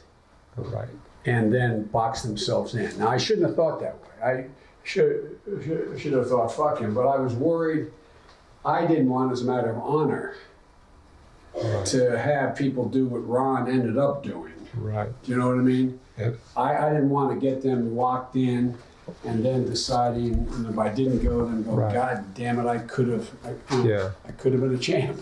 Yeah. I could have been a contender. But the people you were talking to most closely, Steve and Mike, Yeah, they basically knew No, your they situation. knew, and I think they just didn't know. And by the way, they also knew, Yeah. and Yeah. so it was, Steve, by the way, for all his gregariousness and hey, how you doing? Pretty smart guy, pretty insightful guy. Yeah. And I think he knew. But the context, again, throughout this whole period was, okay, my decision in my head was, what was I thinking in January? Right. Right. But so, we may be able to do this. But I don't want to get out too far that I put people out on a limb and then it gets sawed off and they're in trouble. But the guys who are willing, who don't have that as their objective, just being in administration, then let's go ahead and decide how we will run. Right. And all during this period, Mike's strongest argument for why we would run and win, and it turned out everything he wrote. Have you read some of the stuff? He's talked to me about it. All Yeah. right, well, I got to show. We got to get the memos. Turned out to be Right. what it was, including her weaknesses and my strengths. The care, but also the authenticity, looking for something real. But he said, look, he kept coming back to this one thing. This race, no matter how you cut it, is going to be about the middle class. You are the single most authentic person in the United States of America and American politics that authentically can speak to the middle class. No one doubts that it's anything other than who you are. No one doubts that it's something that you have been focused on from the day you ran for office. And you are the embodiment of that. And the middle class gets it. All those folks out there, they look at you and say, yes, he knows my problem. Right. And so how did you deal with the middle class who were the ones still being hurt and not abandon Barack? Well, the way to do that was to say, look what we did now, man. Right. Let's understand. That's why I came up with the phrase spontaneously that I said, everything is landed on this man's desk except locusts. Right. And it's true. And it is true. I mean, what you guys walked into the first day. It was astounding. Yeah. And look what we did. Now, granted, now we have to go back and from square one, begin to build back the middle class. All we did was save you, basically, from depression. Right. Save you from being everything go. Right. Now, admittedly, what I wasn't focusing on then, I wasn't focusing on, while we were trying to save the economy, how rapidly the economy was changing. Mm-hmm. The digitalization issue, the fourth industrial revolution. Mm-hmm. What was going on? I wasn't focused on robots and artificial intelligence and digitalization and Moore's law. I mean, it was all about, and I really believe that, and I still believe it, that we could bring back the manufacturing in America. I didn't think that was lost.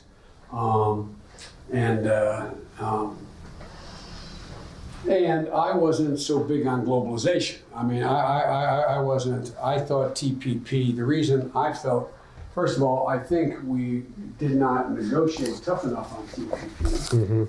But secondly, what I thought was, I thought with TPP,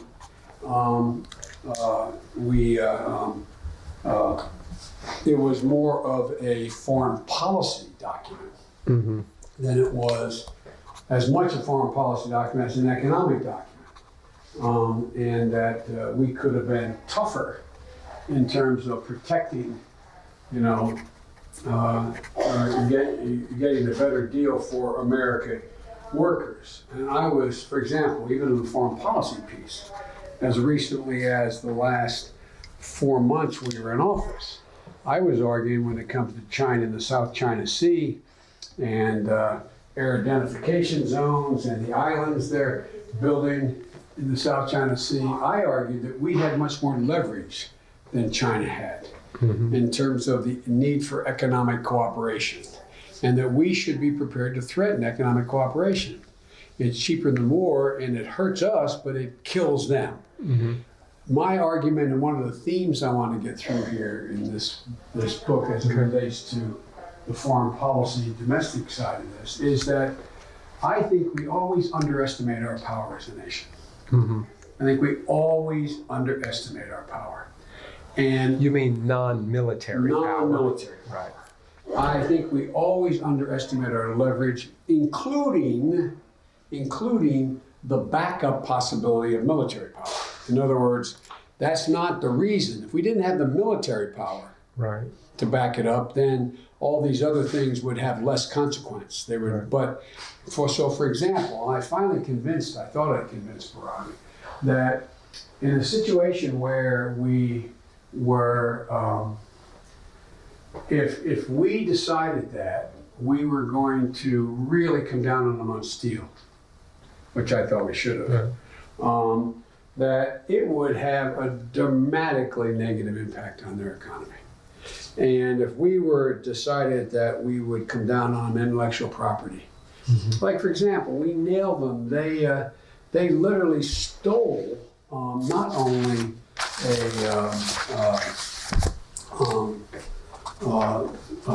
the solar market from us, they stole the technology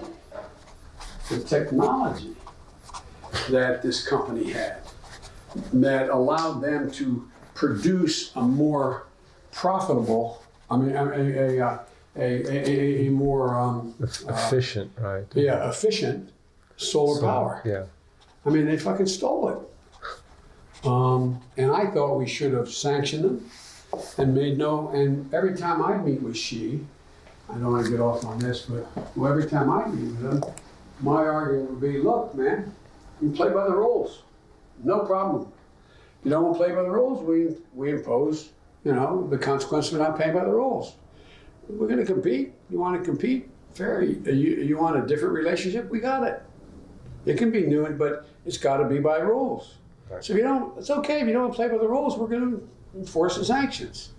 Well, there was always a reluctance. Right. You couldn't put any teeth behind that. Yeah, but there were a lot of teeth. But there was worry that we would get hurt more because what would happen is we'd say, we're going to come down on solar energy. They say, oh shit, you know what they're going to do? They're going to retaliate against business machines. And God damn it, then we're going to be in a war. Okay, well, so they lose the market in China for business machines. No problem. Let them go somewhere else. Fuck my, They need us. They need our market. Right. They need us. But we're never able to. It's a little bit like how it's always harder to do the right thing because it always costs you something. Right. It costs something. And there's always the reluctance to take the pain now, even though the pain is, it's hard. Two things. It's hard to prove that if I don't do this, things are going to get worse. Right. You do it, things get worse. Then they get better, but it's hard to prove that I had not done that, they would have not gotten better. Right. Yeah, nobody's shown us the alternative. No, didn't have the old, but that's leadership. Right. That's what leadership is. But you also have to make the case. Yeah, no, you make the case, but lots of times the case doesn't goes down. The case I made, you work at a widget factory, and I impose sanctions, and they stop buying widgets. Well, you don't want to hear this bullshit. Right. Made the case. But it's the only thing.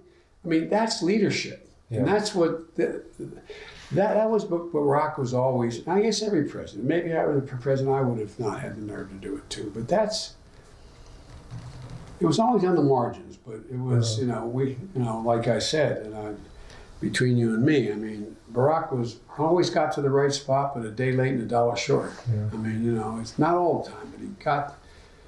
Anyway, I should take this call. Yeah. During this period, we're reconstructing the period of February 2015, and there's on the schedule I'm in Munich, but after Angela Merkel, president's working lunch with, hang on a second. It's confusing me. Wait, this is February the 8th. Was this Munich? Yeah. It says, did I get home? Okay. You flew back. I flew back, so okay. And I think I went to the president's working lunch with Merkel. And the president's meeting with her on the 9th, and then the meeting with Cecilia Munoz at 3 to 4 on immigration policy. Okay. And then at breakfast, Marx to Able Act event. I can't remember what that was. And then I met with the Congressional Black Caucus. Was this the period where this congressman from South Carolina was trying to get me to, that we'd focus on underserved Black areas in terms of the budget? I can't remember. We might ask Don Graves that question, okay? 2015, February the 10th, 2015. And then I met with the Venezuelan human rights activists, the women. There was this group of women that came to see me. And then, okay, do you remember what it was? Yeah, it was to get an agreement that we would focus on underserved areas and some formula. You might ask Don Graves what that was, okay? I think that's what I met with the caucus about. I don't know why. And then now I'm told by, I guess he checked with you, in order for me to get my get all those presidential notes I had for lunch, the luncheon meetings, I have to go to. Okay, see if you can get me online while I have you now, okay? And stay.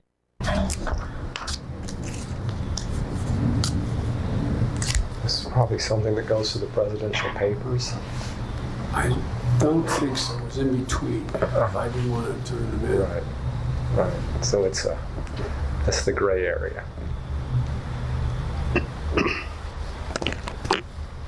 All right, Bill, let's start here. Nearly 70 hours of audio recordings that former President Biden fought for years, including some things happening just recently, to keep private are now public.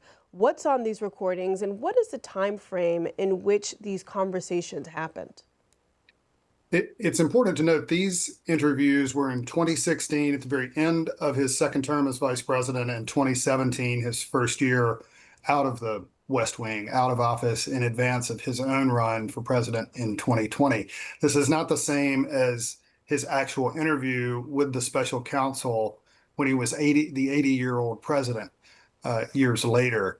And what we see through the transcript, listening to the audio, are indeed some instances of the vice president and then former vice president not remembering some details, some names. At one point, he says, I should write names down. I keep forgetting them.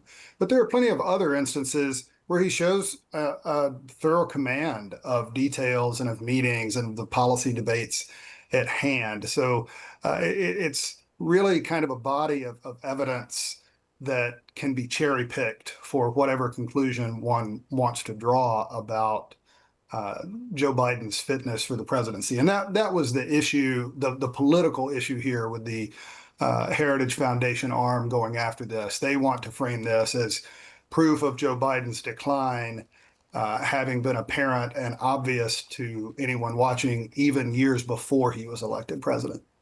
Now, Biden is heard in these recordings speaking about classified information to his memoir ghostwriter, who didn't have the security clearance, of course, that President Biden had. What more do we know about the classified information aspect of these conversations? That's the beyond the politics. That is the legal hook. That is why Robert Hur was interested in obtaining these interviews in the first place. We do see instances throughout of Biden making reference to classified material, saying, well, I just found some of the classified stuff the other day. And he's at other points, he's sharing with her some details and gives a warning, be careful. Some of this may be classified. Now, ultimately, over the course of the investigation, Hur decided that there was nothing to prosecute there. Biden cooperated, said that he had no intention of mishandling classified information. As for the details that might have been classified, what was released after these years of legal wrangling has been heavily redacted. So the actual information is still not public. So we can't make our own independent judgments about the specific information that Biden might or might not have shared with his ghostwriter. Being aware of all those redactions, I wonder, just from a reporting standpoint, do people who continuously called the president, or the former president now, for mishandling government documents in the same vein that now current President Trump was accused of doing, do they feel validated? Do they feel vindicated after these tapes were released? Again, I think a lot of this, given the politics and the era that we are in, you can sort of see what you want to see and argue what you want to argue. It seems to be rather established through this that Joe Biden, as a former vice president, walked away from federal office still in possession of some information that he shouldn't have kept. We know the same thing about President Trump and what he had at Mar-a-Lago, regardless of how these legal proceedings have played out. It is also true, I think we should note, that this is some measure of this is relatively common. We've known from reporting over the years, particularly around that Trump case and the indictment there, that a lot of officials, particularly presidents, vice presidents, people with national security clearances, will be going through their files, writing memoirs, putting papers together, and find things that indeed were classified. The general protocol is that they pick up the phone, they call the relevant federal officials, whether it's at National Archives or elsewhere, and say, hey, I found this, or they have their lawyers do it, and they turn it back over, and we never hear about it. Previous administrations have said this has occurred for decades, particularly since the Presidential Records Act was signed by President Carter. So the mere fact of someone like Joe Biden having some of these documents is not necessarily a surprise. It's always a matter of degree. And that's kind of what's at issue ultimately, both from a legal standpoint and from a political standpoint. I want to ask about how these tapes were released, because the president did fight for years to keep them private. Now the Heritage Foundation, the subsidiary oversight project, sued to force the public release. Can you tell us about the process here, and what was the motivation for them to have these audio tapes out into the public? Yes, the oversight project, this arm of the Heritage Foundation, moved very quickly after the special counsel's report was released in early 2024 to get these particular tapes. They sued to get them. President Biden asked the courts repeatedly to block them. His argument was these were interviews more than a decade ago. with a ghostwriter. They are private. He and his aides have focused on parts of the conversation around his son, Beau Biden, who died near the end of his vice presidency, and just said this is not a matter for the public record. There are plenty of other public records of his service as vice president and now as president. He ultimately lost that argument in court and just opted not to continue appealing up. Dropped his own legal challenge in recent days, and that is what precipitated the oversight project, both getting this material and then sharing it with publicly. And Bill, my last question for you here is, what blowback do you see this having for Democrats largely, and what do you believe comes next? I mean, I hesitate to speak definitively on any of that, Jasmine, but I think this is another, I don't know if this is a domino that particularly changes the trajectory, but it's just more evidence that this conversation around President Biden, his fitness for office, his decision to seek reelection, is not going away writ large. Certainly, there are elements on the right that will not let it go away under any circumstance. There are still people on the left and in the Democratic sphere that want to litigate some of that. Likewise, we are seeing the same thing play out relative to Donald Trump, because 2 presidents in a row have become the oldest presidents at the start of their term. President Trump was I think about 6 months ahead of President Biden's schedule. So again, we have an octogenarian president, and you have elements in both parties that want to litigate and talk about what that means on the other side. And then among Democrats, they're still litigating and criticizing Biden's decision, not necessarily his fitness while he was in office, but certainly his decision to ask for 4 more years in 2024 before he ultimately ended his campaign. Those conversations are not going away.